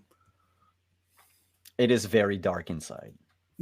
Took my shades off. No, it's okay. Keep the shades. That's Oh, the well, it's point. really dark, but that, you know, it doesn't matter, right? It doesn't matter. Right. Yeah. Got my shades. well, I look at all the doors, and I'm like, well, I know which one I'd like to try to figure out, but none of them look good at this point in time. Wait, was that your quip? Yeah, my quip is I like to figure like one I'd like to check out. Oh my god. Nice. So the quip chat was it's from the deck of flirtation? Then you just shoehorned it in to talk about doors. I did. Love it. That works. Love it. That works. Mm. The I was trying to save it sound- till I read everybody else, but nah. That smells like a +2, Caesar. Yeah. The sound that you've heard, by the way, comes from the very last room to the left. Mhm. All right. It's a little stinky in here. It smells All this of, fish like stuff. salt water and fish. Yeah. So I pop out my little container from my jacket, put a little menthol under my nose, offer that to Caesar. Sure. There we He go. clearly hands it, and I clearly pull a cigarette out of whatever he just handed me and light it. We head that way. Mm-hmm.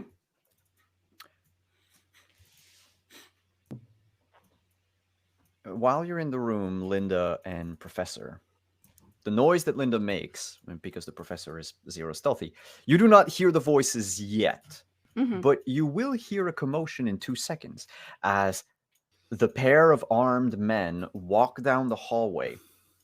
The one thing you did not hear was one of the squid people hiding in the second room, and it charges out and will ram against the wall whoever was the first person to walk through. I will make an attack roll for the squid, and basically, Rich, if you can tell me how much stamina you have, the stat, that's basically your armor class, if you will. That's what I have to beat. Oh, I'm full of stamina. Let me look. That was I have 2. All right. 2 stamina, and they have 5 dice. That doesn't sound good. I rolled only 1 success, so it actually it grabs you And by the 2 ones. collar and tries to knock you against the wall, but you maintain your footing. There's a bit of a like, you know, you hear the water on the floor just move. There's a splash, and that's what Linda and the Professor, you hear also from the room. Now, what was that? You stay there. Don't move. She'll get up her shotgun and, go and investigate and see what it was. All right. We're going to go into combat. Okay. It's going to be weird. Yeah. Because the way it works in this game, combat is we go by order of dexterity. But the players always go first. So whoever has the most dex between you would normally react first. And then second, and then third, blah, blah, blah. And the monsters will do the same thing on their end, but there's only one of them at the moment. So it's them at the very last moment. So what's your dex? Wow, your dex. What is your dexterity stat? 3. 3? 2. 3, 3, 2, 1. Oh, thanks, Professor. So the whatever. professor is a beast. Let's be real clear. The professor has already been described as the sexiest person in this party. He's getting the girl. We're all moving on. All right. This is a Seagal film. This is such a weird 50s film where the nerdy guy is actually the one who will get the girl, or who is trying to. But yeah, so Rich, Hannah, whatever you describe, whatever you tell me you do, happens at the exact same time. So there's a big plastic foamy monster attacking me. It's it's like a weird yellow leopard print mind flayer in a lab coat. So I have a +1 in hand-to-hand because obviously I trained in karate while I was in the military. So I martial arts. Grab this and I go to beat its brain. And of course, right. I'm holding my pistol as I do that too, because I'm shooting it. That's just not as much fun. I need to interrogate it. And we all know that karate actually uses guns as. That's right. Karate chop. Karate chop. So that would be a might and close combat check, and you can add your extra die for karate, and you can add an extra die for hand-to-hand training. Right. While you do that, Hannah, what is it that Linda does? Well, you said that you don't want to. Ooh, you said that you don't want to kill this thing. Would you say that out loud? Because I'm coming in with the shotgun, and this is all kind of happening all at once. Oh yeah, no, I wouldn't say that out loud. I'd say "Hi-ya, hi-ya" is what I would say, because that's what I learned in my karate training. Okay, so she'll just load the shotgun and be like, "If you ain't a squid, step back." And if, both of them sort of take a moment, because that's a weird thing to say, she's going to try and shoot at the thing in the lab coat. Did someone donate $200 to kill me? Is that what's about to happen? Am I about to get shotgunned by the widow? That would be baller. That would be great. And your body will never be found. That's the thing. I know it'll be in pieces. The professor will use it. Around the door, Professor knows there are like measurements. Just already looking at. We've got a system. It's fine. All right, so your roll will be Dex and Aim. Okay. With 4 successes, Rich, you manage to put a wound in the creature. Actually, 4 damage. It looks sturdy. Wound? It's not to them right now. If we were to do the same thing as the way your HP works, that would leave a scar. Mm. And what about the shotgun blast? It just goes flying. You said aim and Dex. Dex? Okay. Plus your 1 dice for Plus 1 for using my shotgun. Yeah. Exactly. Whoa. 1 success is not enough to hit it, though. Use that reroll. If you don't reroll, I'm going to ask you to see if you shoot Rich. Rich, what do you want? Don't reroll. Don't reroll. That's the professor. All right, let's let it go. All right, so Rich, you will take 1 damage. Oh. So you can just click the first circle, the first dot for just a flesh wound. Just a flesh wound. I have a question. Yes. This is a cinematic moment, so I assume a shotgun blast goes off in the hallway, and Linda is highlighted. Oh yeah. Oh yeah. I'm going to yell out, "It's not your ex-husband."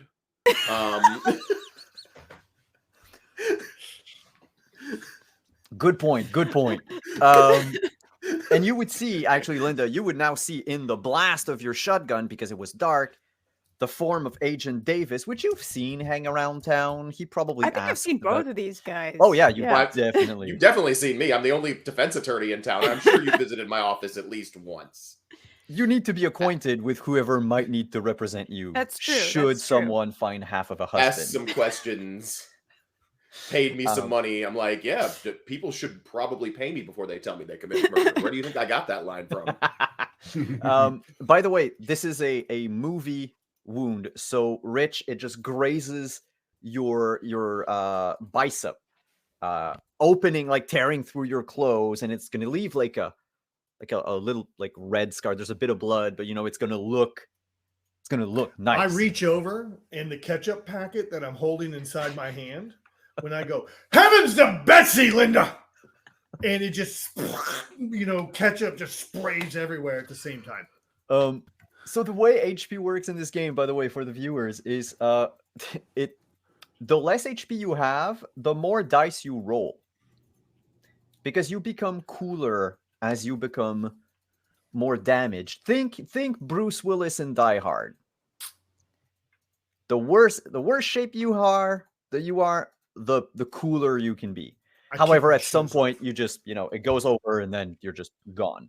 So for now, Rich, you have a +1 die to any of the checks, any of the skills that you have checked on your sheet.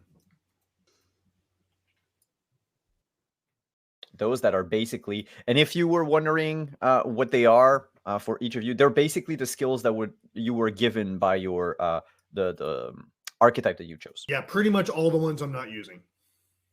Because in our they're in the handouts. If you look at character creation, if you need to be reminded, they're there, all 4 of them. So that's it. The shotgun goes off. Caesar, you're next. The creature is unfazed by the sound of a shotgun going off. Sure. So I did not build for massive physical combat, and I am not super familiar with the system. What are my options to engage this thing in a non-ideal damage way or support my team way? I'm asking you as our storyteller type person. So you could, to summarize, options that you can have, you could aid another player. The way to help someone else is you tell me what you want to do to help.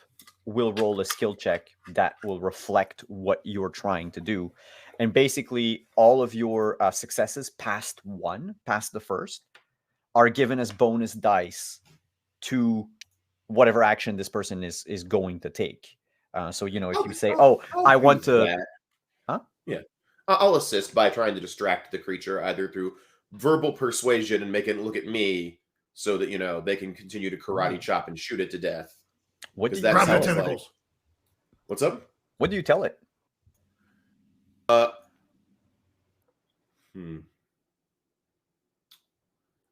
mean, I start discussing legally why it can't be here, because I will use my legalese specialization.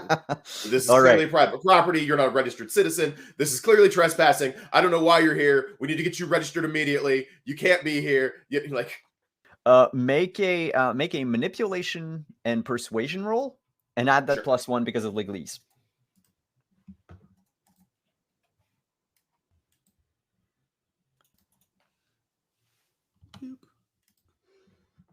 So 3. So 2 more dice to the next. So 2 more dice to who do you want to give them to? You can split them if you want. Could be 1 to both or 2. I'll 1 to both. Try to get the team to both. work. Try to get people to work together.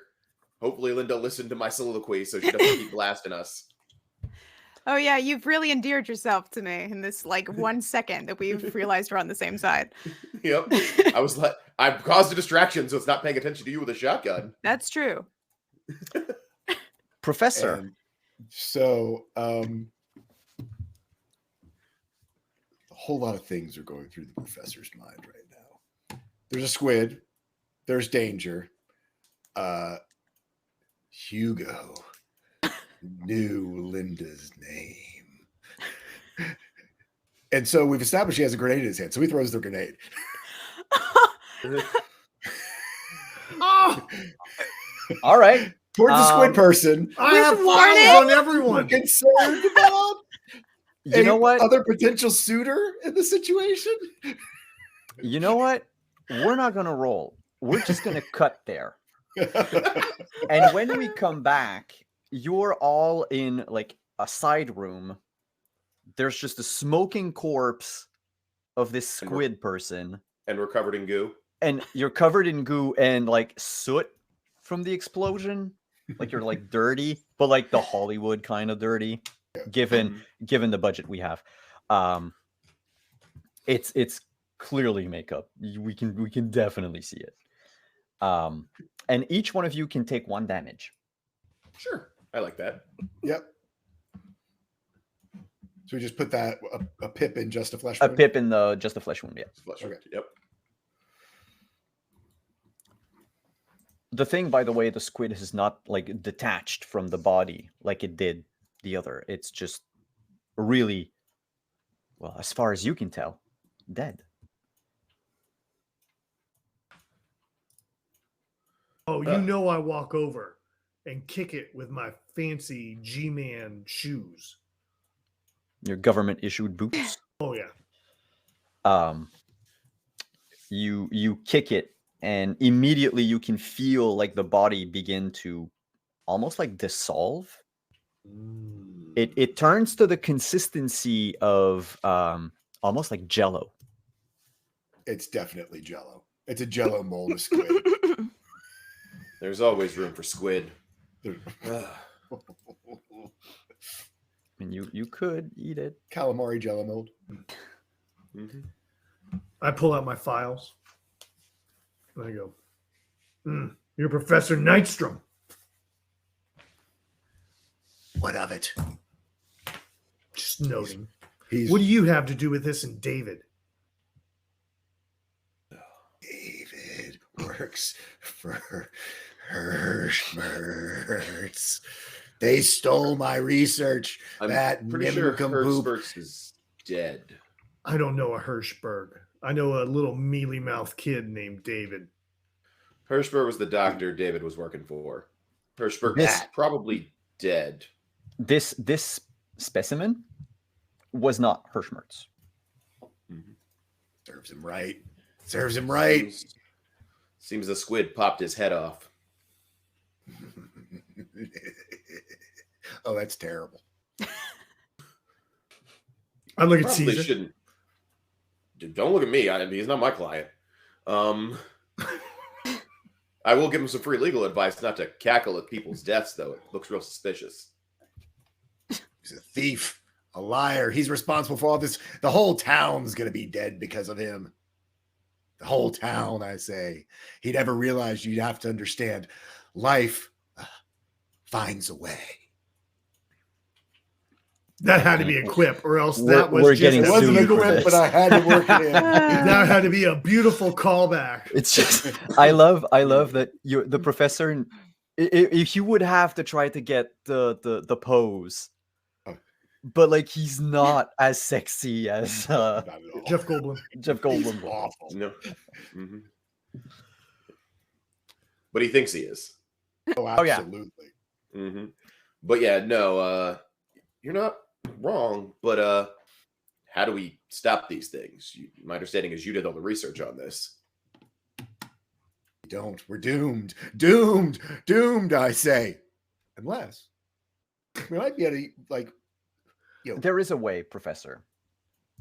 You would need to give me an intelligence science check. okay. So when And- we fill up with pips that we get the extra die. So the wound doesn't give me the extra die yet. Not Yes, till- the wound gives you the extra die. So even just one pip, it's not that you have to have all three. Okay, Yeah, good, no. 'cause yes. So it's just for all 3 of them, you're only gonna have the 1 die, and then once you go over to the next, then it becomes 2 dice, Gotcha. and then when you go over, You get 3. then it Gotcha. changes depending on if you're at the. Okay. How many? You got some bonus dice to burn if you want to. Oh, dude, I've got all kinds of fun stuff. So Do it. Go home. yeah, well, I'm burning all the stuff. So I'm assuming this is science intellect. Yes. Okay. So, and it is weird science, I assume. Weird science. Oh yes. So that gives me another die on top of that. And then I've got 2 bonus die. We're gonna nail this because why not, right? We're gonna do the thing. So this is an intellect, science intellect with 1, 2, 3 extra die. So it's gonna be a lot of dice, chat. So many dice.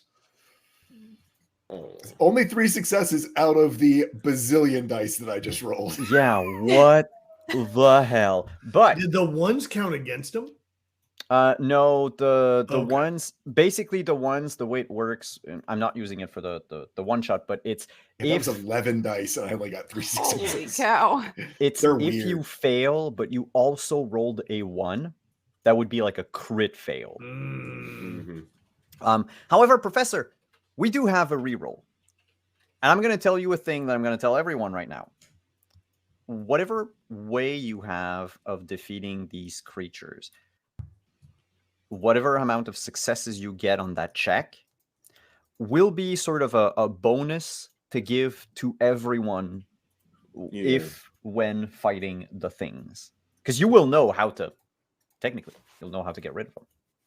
I'm re-rolling those 11 dice, aren't I? Yeah. This is a reroll moment. Shooting me? Not. Come on. There we go. 6 successes. So Jealous.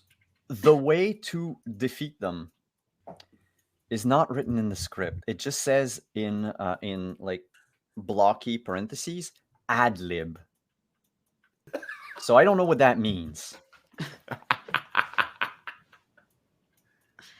But chat does. The chat could. Whatever chat is going to do, chat, give us whatever it means.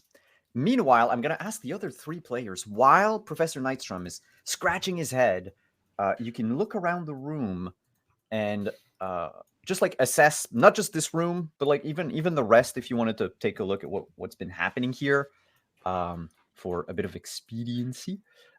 If y'all want to make a we'll go with resolve and your choice of science or larceny or technology. Science, larceny, technology.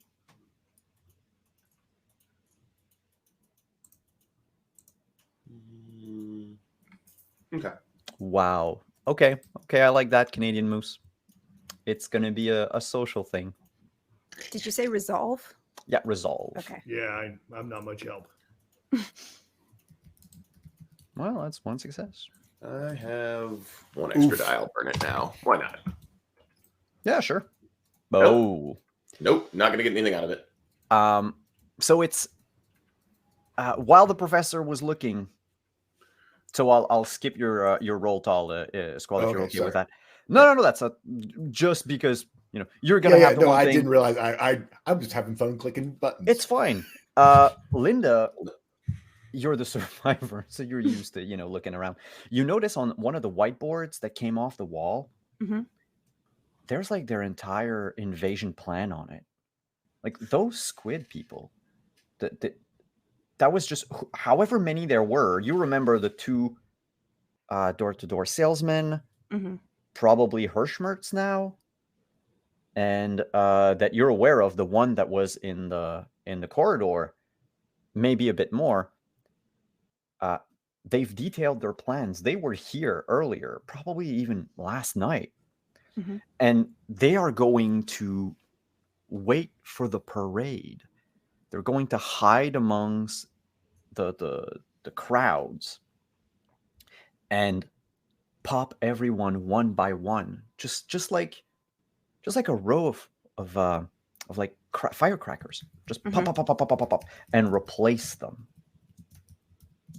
And then they need to go to the farmstead, because lo and behold, under the barn at your place is their fallen spaceship.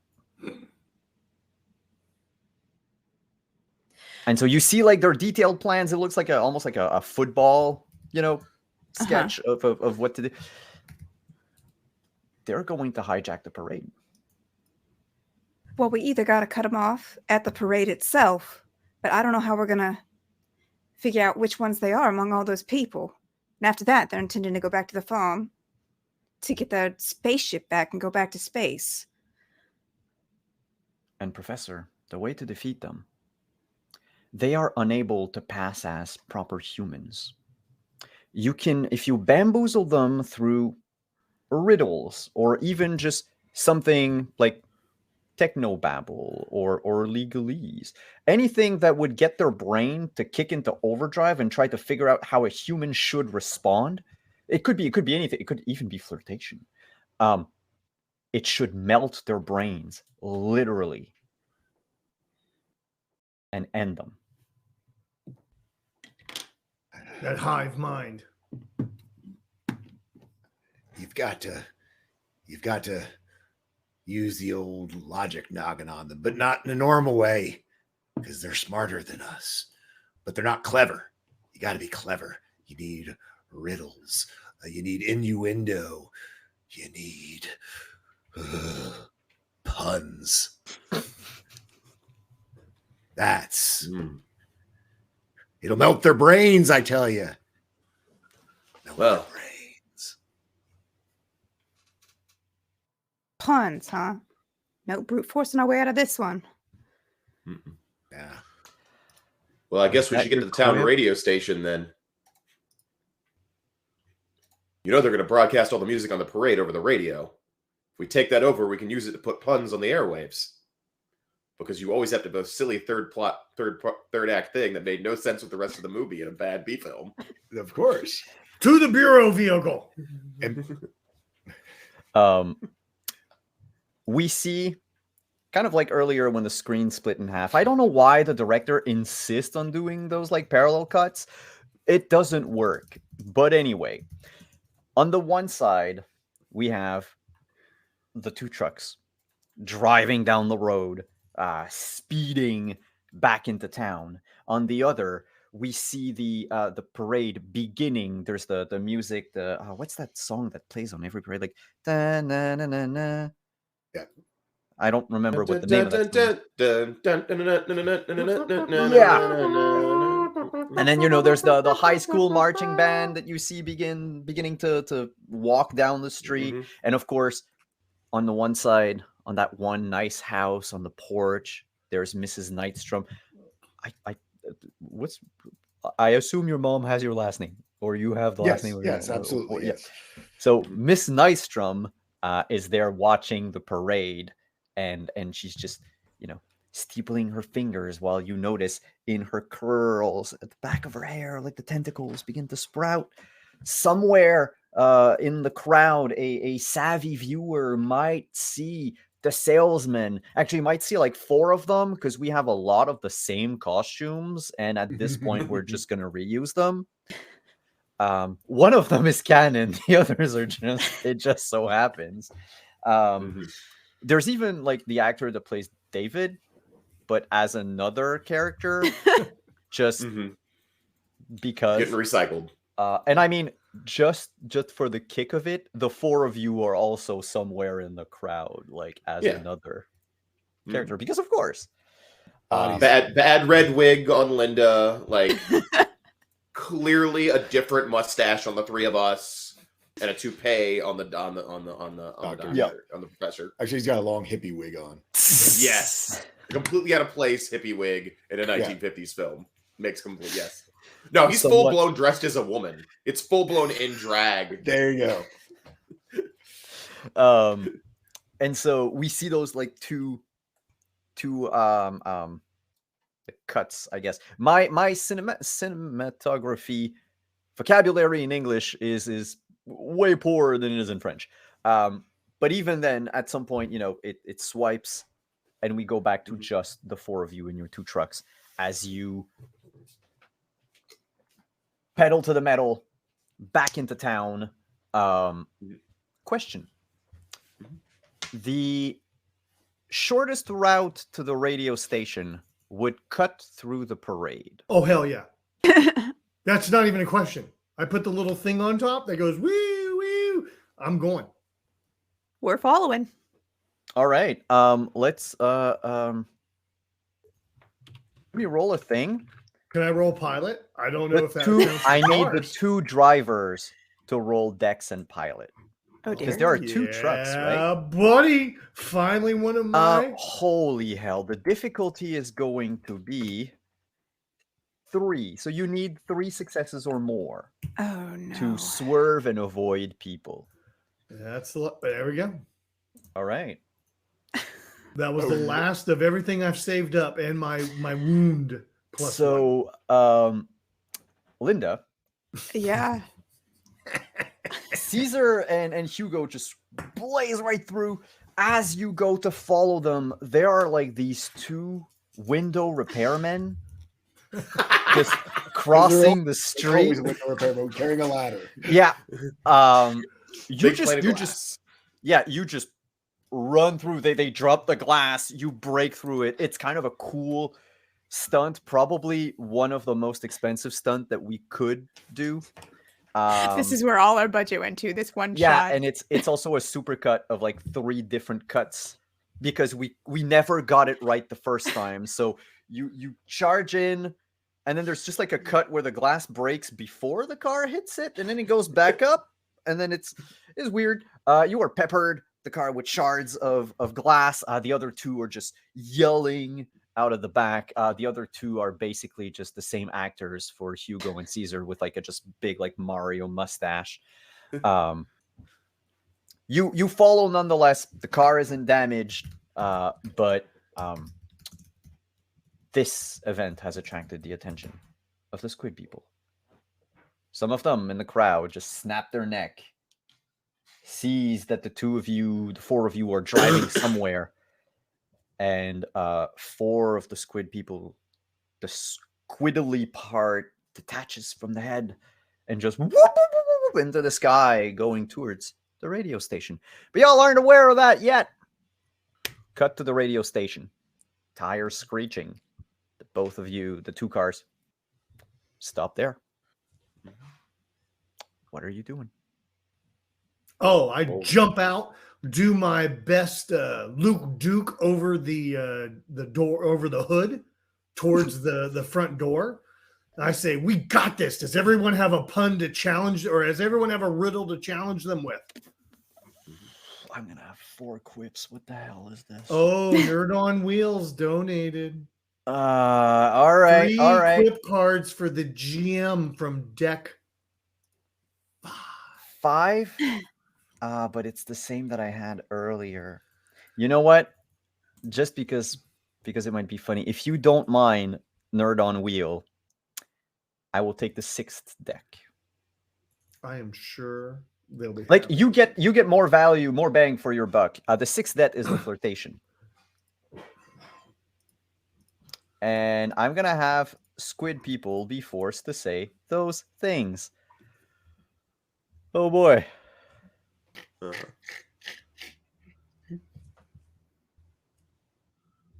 Oh, he's looking. He's watching. He's going, how am I going to do this? All right. Okay. Well, we'll see. We'll see. They need to be shoehorned in. So let's go. I mean, I managed to get mine in about doors. Let's be real clear. That was good. Yes. You burst into the radio station. The receptionist at the entrance just like waves you down and goes, "Where do you think you're going?" As you like walk and just drag water through it. I got this one. I have not had a chance to use any of my tropes yet. I have press pass. That's a trope. Love it. Cheers. She looks at your press pass and just. There are some emergency announcements about the parade that need to be right away, and if you don't stay, like, just yeah, fine. Press Go, pass, go, legal go, vomit. go, go, go. I'm just glad I'm not in your webbed feet. Oh, I saw that one.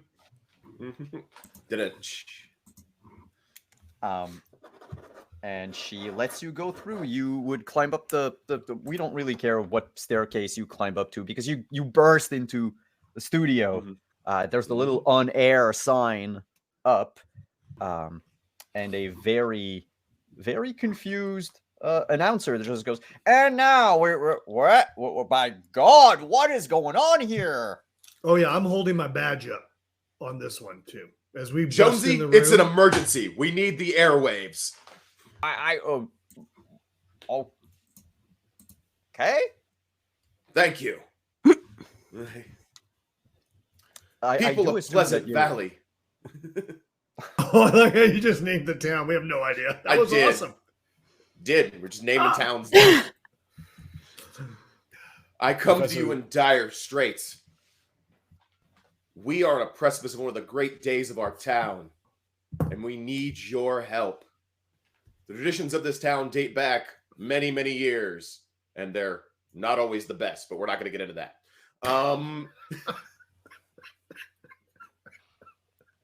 But right now, we're on the cusp of something vital and groundbreaking happening.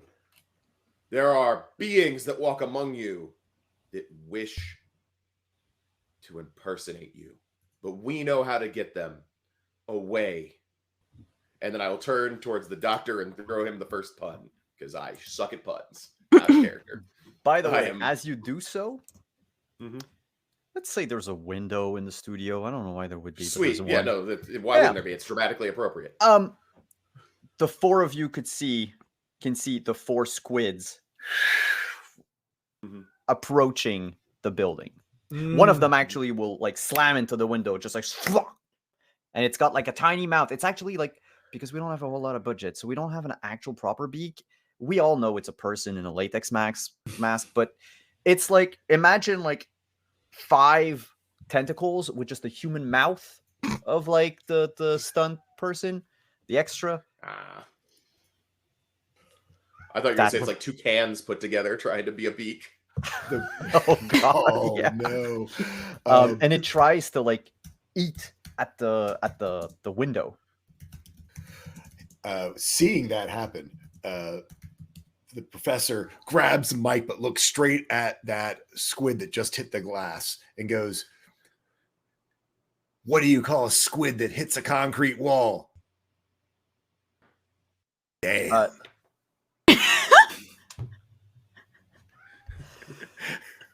It begins to quiver and shake outside, because you're on the speakers for the entire parade. So even outside, you can see Mama Nightstrom begin to like try to muffle her ear. She's like, "No, And I tossed the mic to Linda. Actually, That was incredibly bad, Doctor. Let me see. Why did Squid have to pay a ransom? Because his Why, wife. Linda? Because his wife was squidnapped. What's everyone's squid's favorite first name? Cal. Last name Mari. The squid on the window just explodes.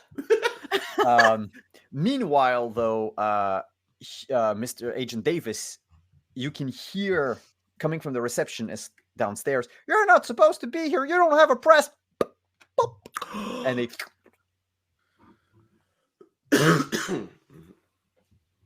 I know what's happening. I bust out of the room. I yell down the stairs or across the hallway or through the open door. Don't know. But you know, I'm the oldest one in the group, so I got to throw out, "What do you call a dad who is ice skating and falls through the ice?" I don't know. What? A popsicle. Oh. one of the squid that was I can't make hurrying that up the pop noise like you stairs, do. like walking on the wall, just falls down on the stairs, like plop, as it liquefies. And you hear the soft tuck, tuck, tuck of heels as this unnamed receptionist turns the corner, leans against the wall, looks at you, her face still filled with Beverly. tentacles, No. and says, "Where have you been all my longevity?" No, Beverly. she takes a few steps forward in a very mechanical, staccato like, trying to sashay. You know, Raging Davis, you and I, we could leave this place. You make a fine specimen. Oh, Perhaps we could bring you back home for entertainment. Actually, do you have the paperwork for that? There's a lot of forms you have to fill out. I immediately start discussing What? the legal mentality of immigration and an interstellar mentality. And all of a sudden, crushed by the American legal system. that Go leaves- America! Just like Only- everybody else who looks like me. That leaves only one squid that managed to sneak up, and it's going to jump, I guess, at one of you at random, because the cut that we have, it's just on the wall and then jumps off the wall. So we don't really know where we shot that. No. 1, 2, 3. So 3 was let me get my 1, 2, 3. Oh, Mr. Smith. Yeah, I think that's me. Mr. Smith, you are attacked, grabbed. Well, I'm gonna have to roll, but what is your stamina? 2. 2. You've got 5 dice. 2 successes. So it does attach to your face. Sure. And it begins to try to squeeze around your neck. It takes an entire turn for it to just attach and do stuff. So the 4 of you can act again. Are we by dexterity again? There's only one of them, so I guess, you know what? Because we're near the end, do it in whatever order you wish. I'm throwing Tall Squall in the mix because we've had some mixes. Let's throw Tall Squall in the mix. I think they're holding until the doctor tries to save me. So the professor looks over at Linda and just goes, "Don't look at me." And you see his arms stretch out, and you see his form stretch out, and as whatever he's been doing, his research, apparently it wasn't just dead parts that he was doing his research on, as his biofusion with cephalopods has transformed him in some way. And if I can use a might with my bare hands, rip this thing off of our good friend. Oh yeah. Make, you know what? Don't even make a roll.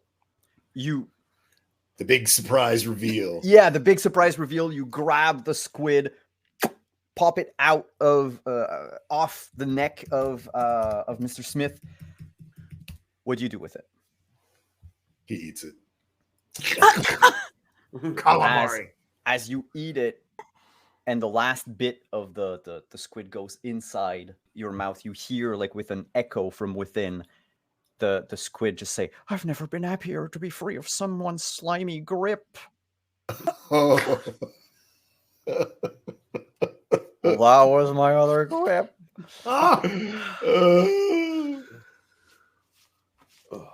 That was beautiful. The others. I don't know why you didn't want her to look at her. That seems to be a selling feature if you can elongate yourself, my friend.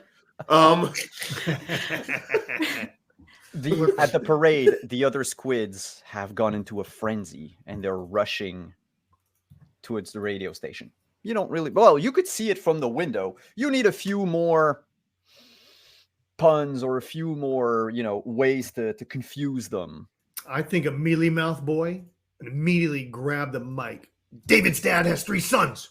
The first 2 are Snap, Crackle. What's the name of his 3rd son? They all stop in unison and go, "Pop?" and they pop off the bodies. Another pop one. Huh? Another pop one. I didn't get that one. Oh, Snap Crackle Pop. David's yes. dad. Oh, yeah, it's David. Okay, so it's yeah. Oh, because no, they actually pop off the bodies. Oh, they're coming. And they you know you're close. I am going to need the last person to give that final pun or that final speech. They're the ones who will inherit those massive bonuses for that check. Those 6 extra dice. Do you And want I me to will make be a present? looking. I was gonna say, give it to the mouth, right? Yeah. I have a presence plus legalese roll, and 5 extra dice would be very nice. I'm down to Let's make do that. it. Then let's go. You need, if you want to get rid of all of them, we'll go for a difficulty. Let's go with 5. Difficulty 5. Sure, we'll try it. So let's see, 6 extra dice because I'm wounded. So plus you have your if you use your legalese, you have your extra die because of legalese. 7 extra dice. Yep. Well, and you also have an injury? Oh, Yeah, plus included 1 my because of the injury. I Yep. included the injury already. Okay. And do you have any tropes that could work? I have a trope to fall back on if this doesn't roll well. Okay. Because I have more money than sense, which allows us to Oh basically. god, that's crap. I have an escape route. Yeah, sure. I took the get in and get out powers. It's 5 successes. All right. 5 difficulty 5. Yeah, that we need. I only got a 3, unfortunately. So something bad can happen on the way. So That's yeah, a lot of they will. dice. And the They reroll is will gone. It Huh? is. The Yeah, we reroll is rolled our gone. reroll earlier. That's fine. So what do you say on the mic as I begin spouting legalese and just the Constitution and how it changes and go give a big America speech. And then I'm like, nope, should have gone with something else. Because indeed it does not deter them. And yeah, you can see from outside the studio the professor, Linda, and even Agent Davis being, wrestling with the squids, and the squid people are actually winning, and more pour into the building. And then I will use more money than sense to And offer. No, I got this. To offer a giant cash prize to all the people of the town to shout out their best puns, and the winner gets paid. Oh. It's a cacophony of bad puns, and the squids that were attacking you, that were getting the upper hand, eventually just explodes in all of your faces, covering you in like outer space What goo. do dads It's like gel. for breakfast? Pop tarts. Yep. We cut to an unknown amount of time, unspecified amount of time later. At the farmstead, the 4 of you are standing on the veranda, on the back porch, as we see like government cars and a crane basically digging out the wreckage of this flying saucer. And there's like a couple of government agents that are there. They all look like Agent Davis almost. And they were taking notes of what's been happening and all that. And the agent, before leaving, turns to the 4 of you and says, You've gotten a taste of what lies beyond. Would you be interested in joining Project X? What? Project X?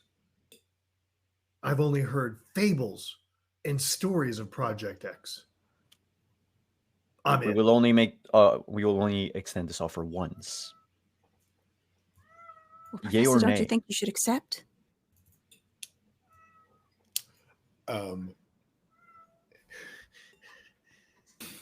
Yes.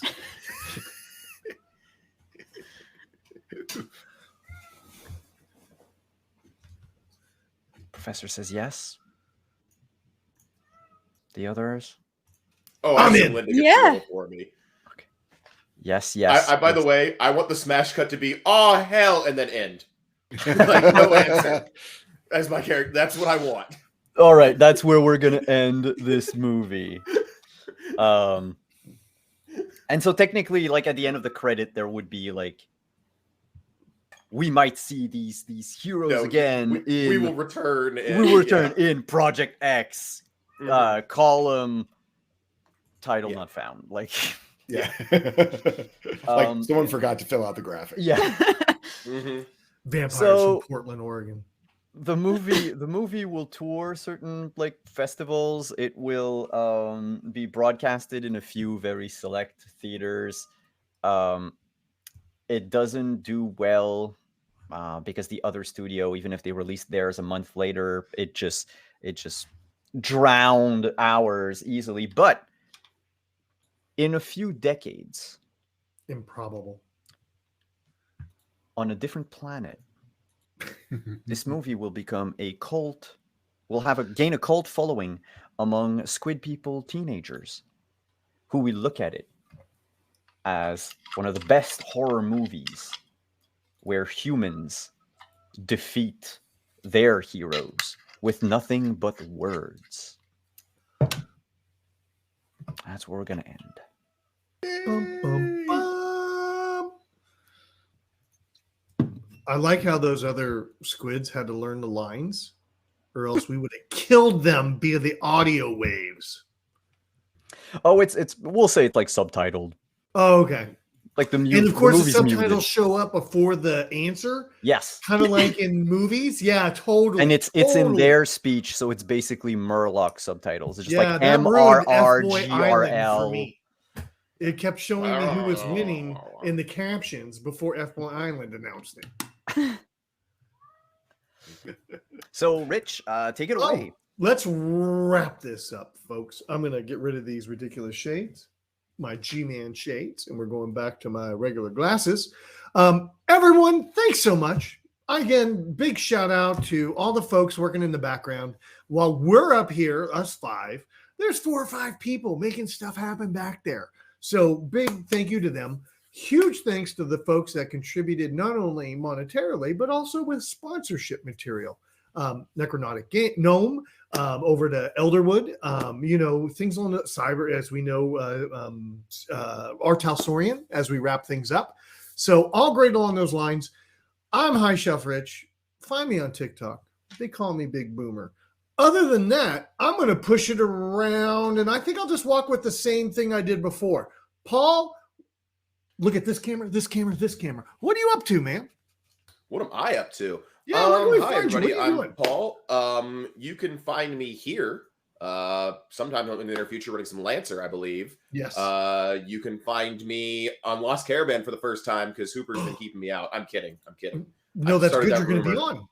I'm going to be on early January. But you can also find me working with a new group called Apochromatic Unlimited, which is an all BIPOC group about putting out a quarterly zine, hopefully starting in May. We're going to elevate BIPOC voices in the TTRPG space, write some stories, discuss how to do some session zeros, give cultural and anthropological background on stories from those, BIPOC cultures so they can be run properly and effectively, and not just white people retelling brown people stories, because we're kind of tired of that to a degree. But it is out there. It'll be unapologetically BIPOC. We'll also have some mental health stuff in there, and it's going to be a good time by everybody. That's the big project I had been working on that I had been hinting at.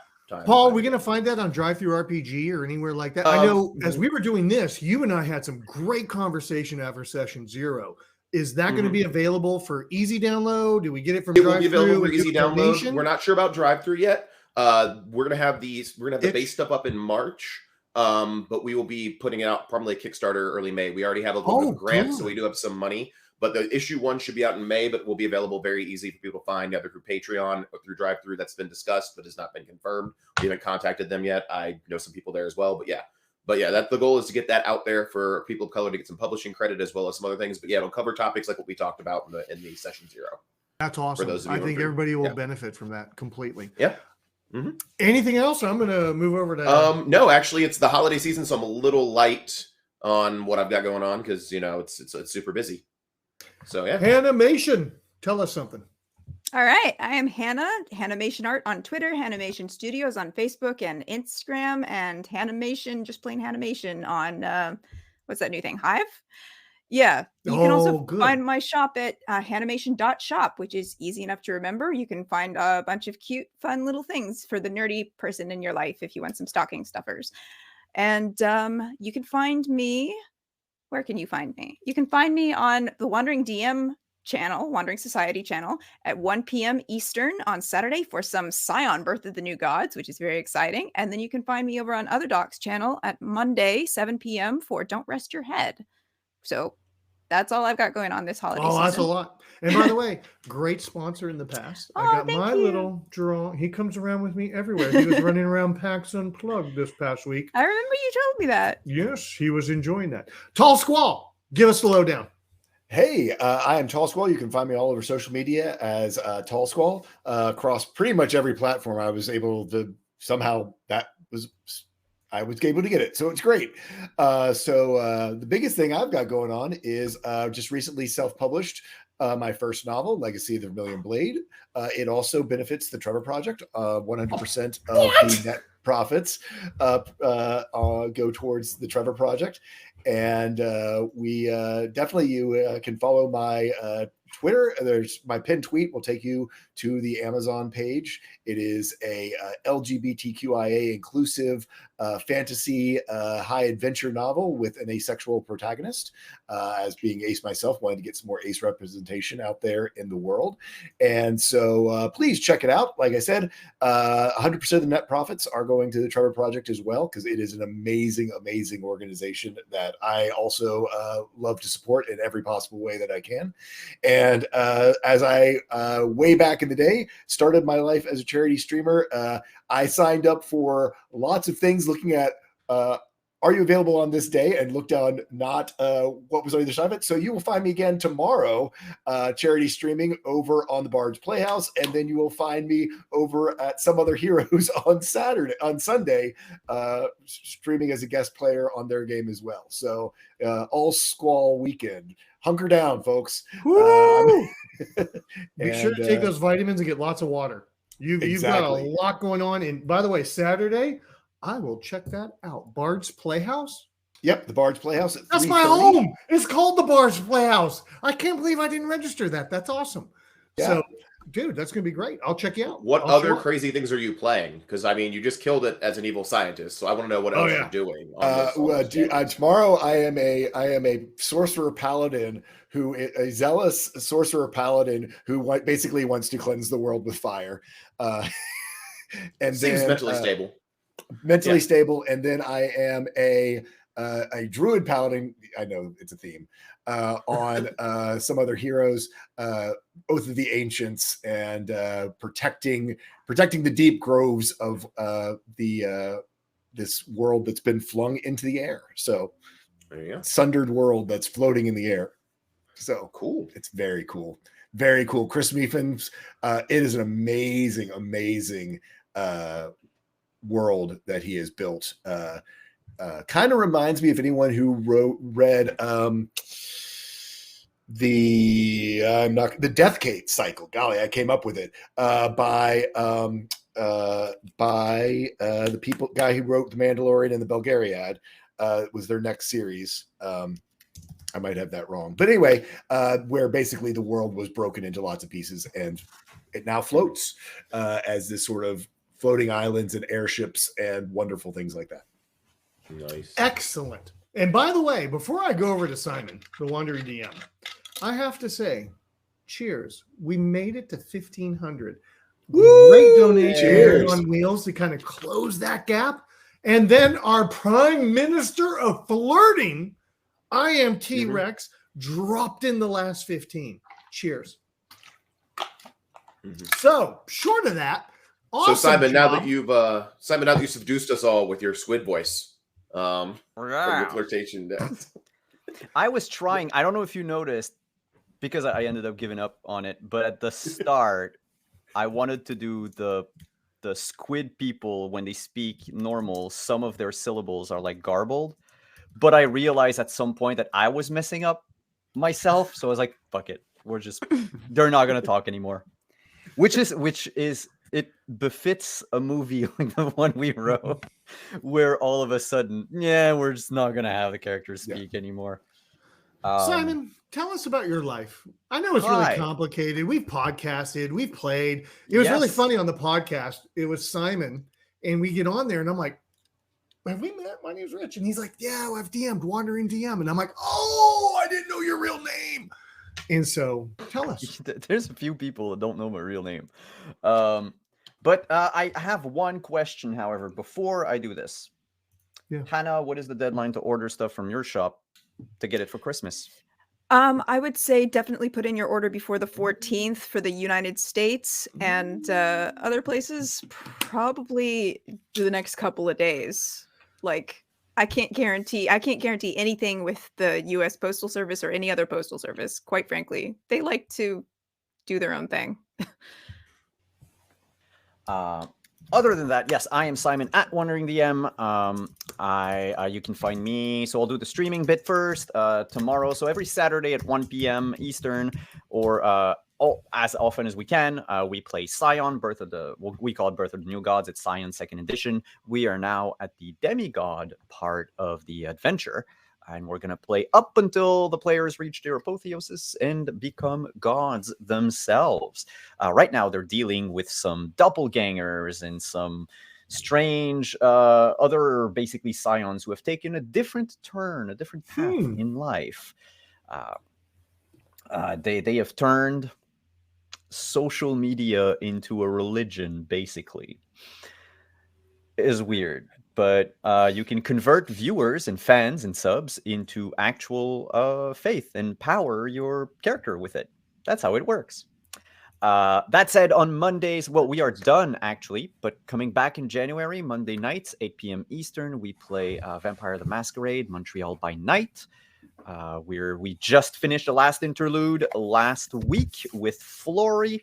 And we had a guest that was returning from a previous vampire campaign. It was lots of fun. And then we're going to start back with a probably streamed session 0 for our second season.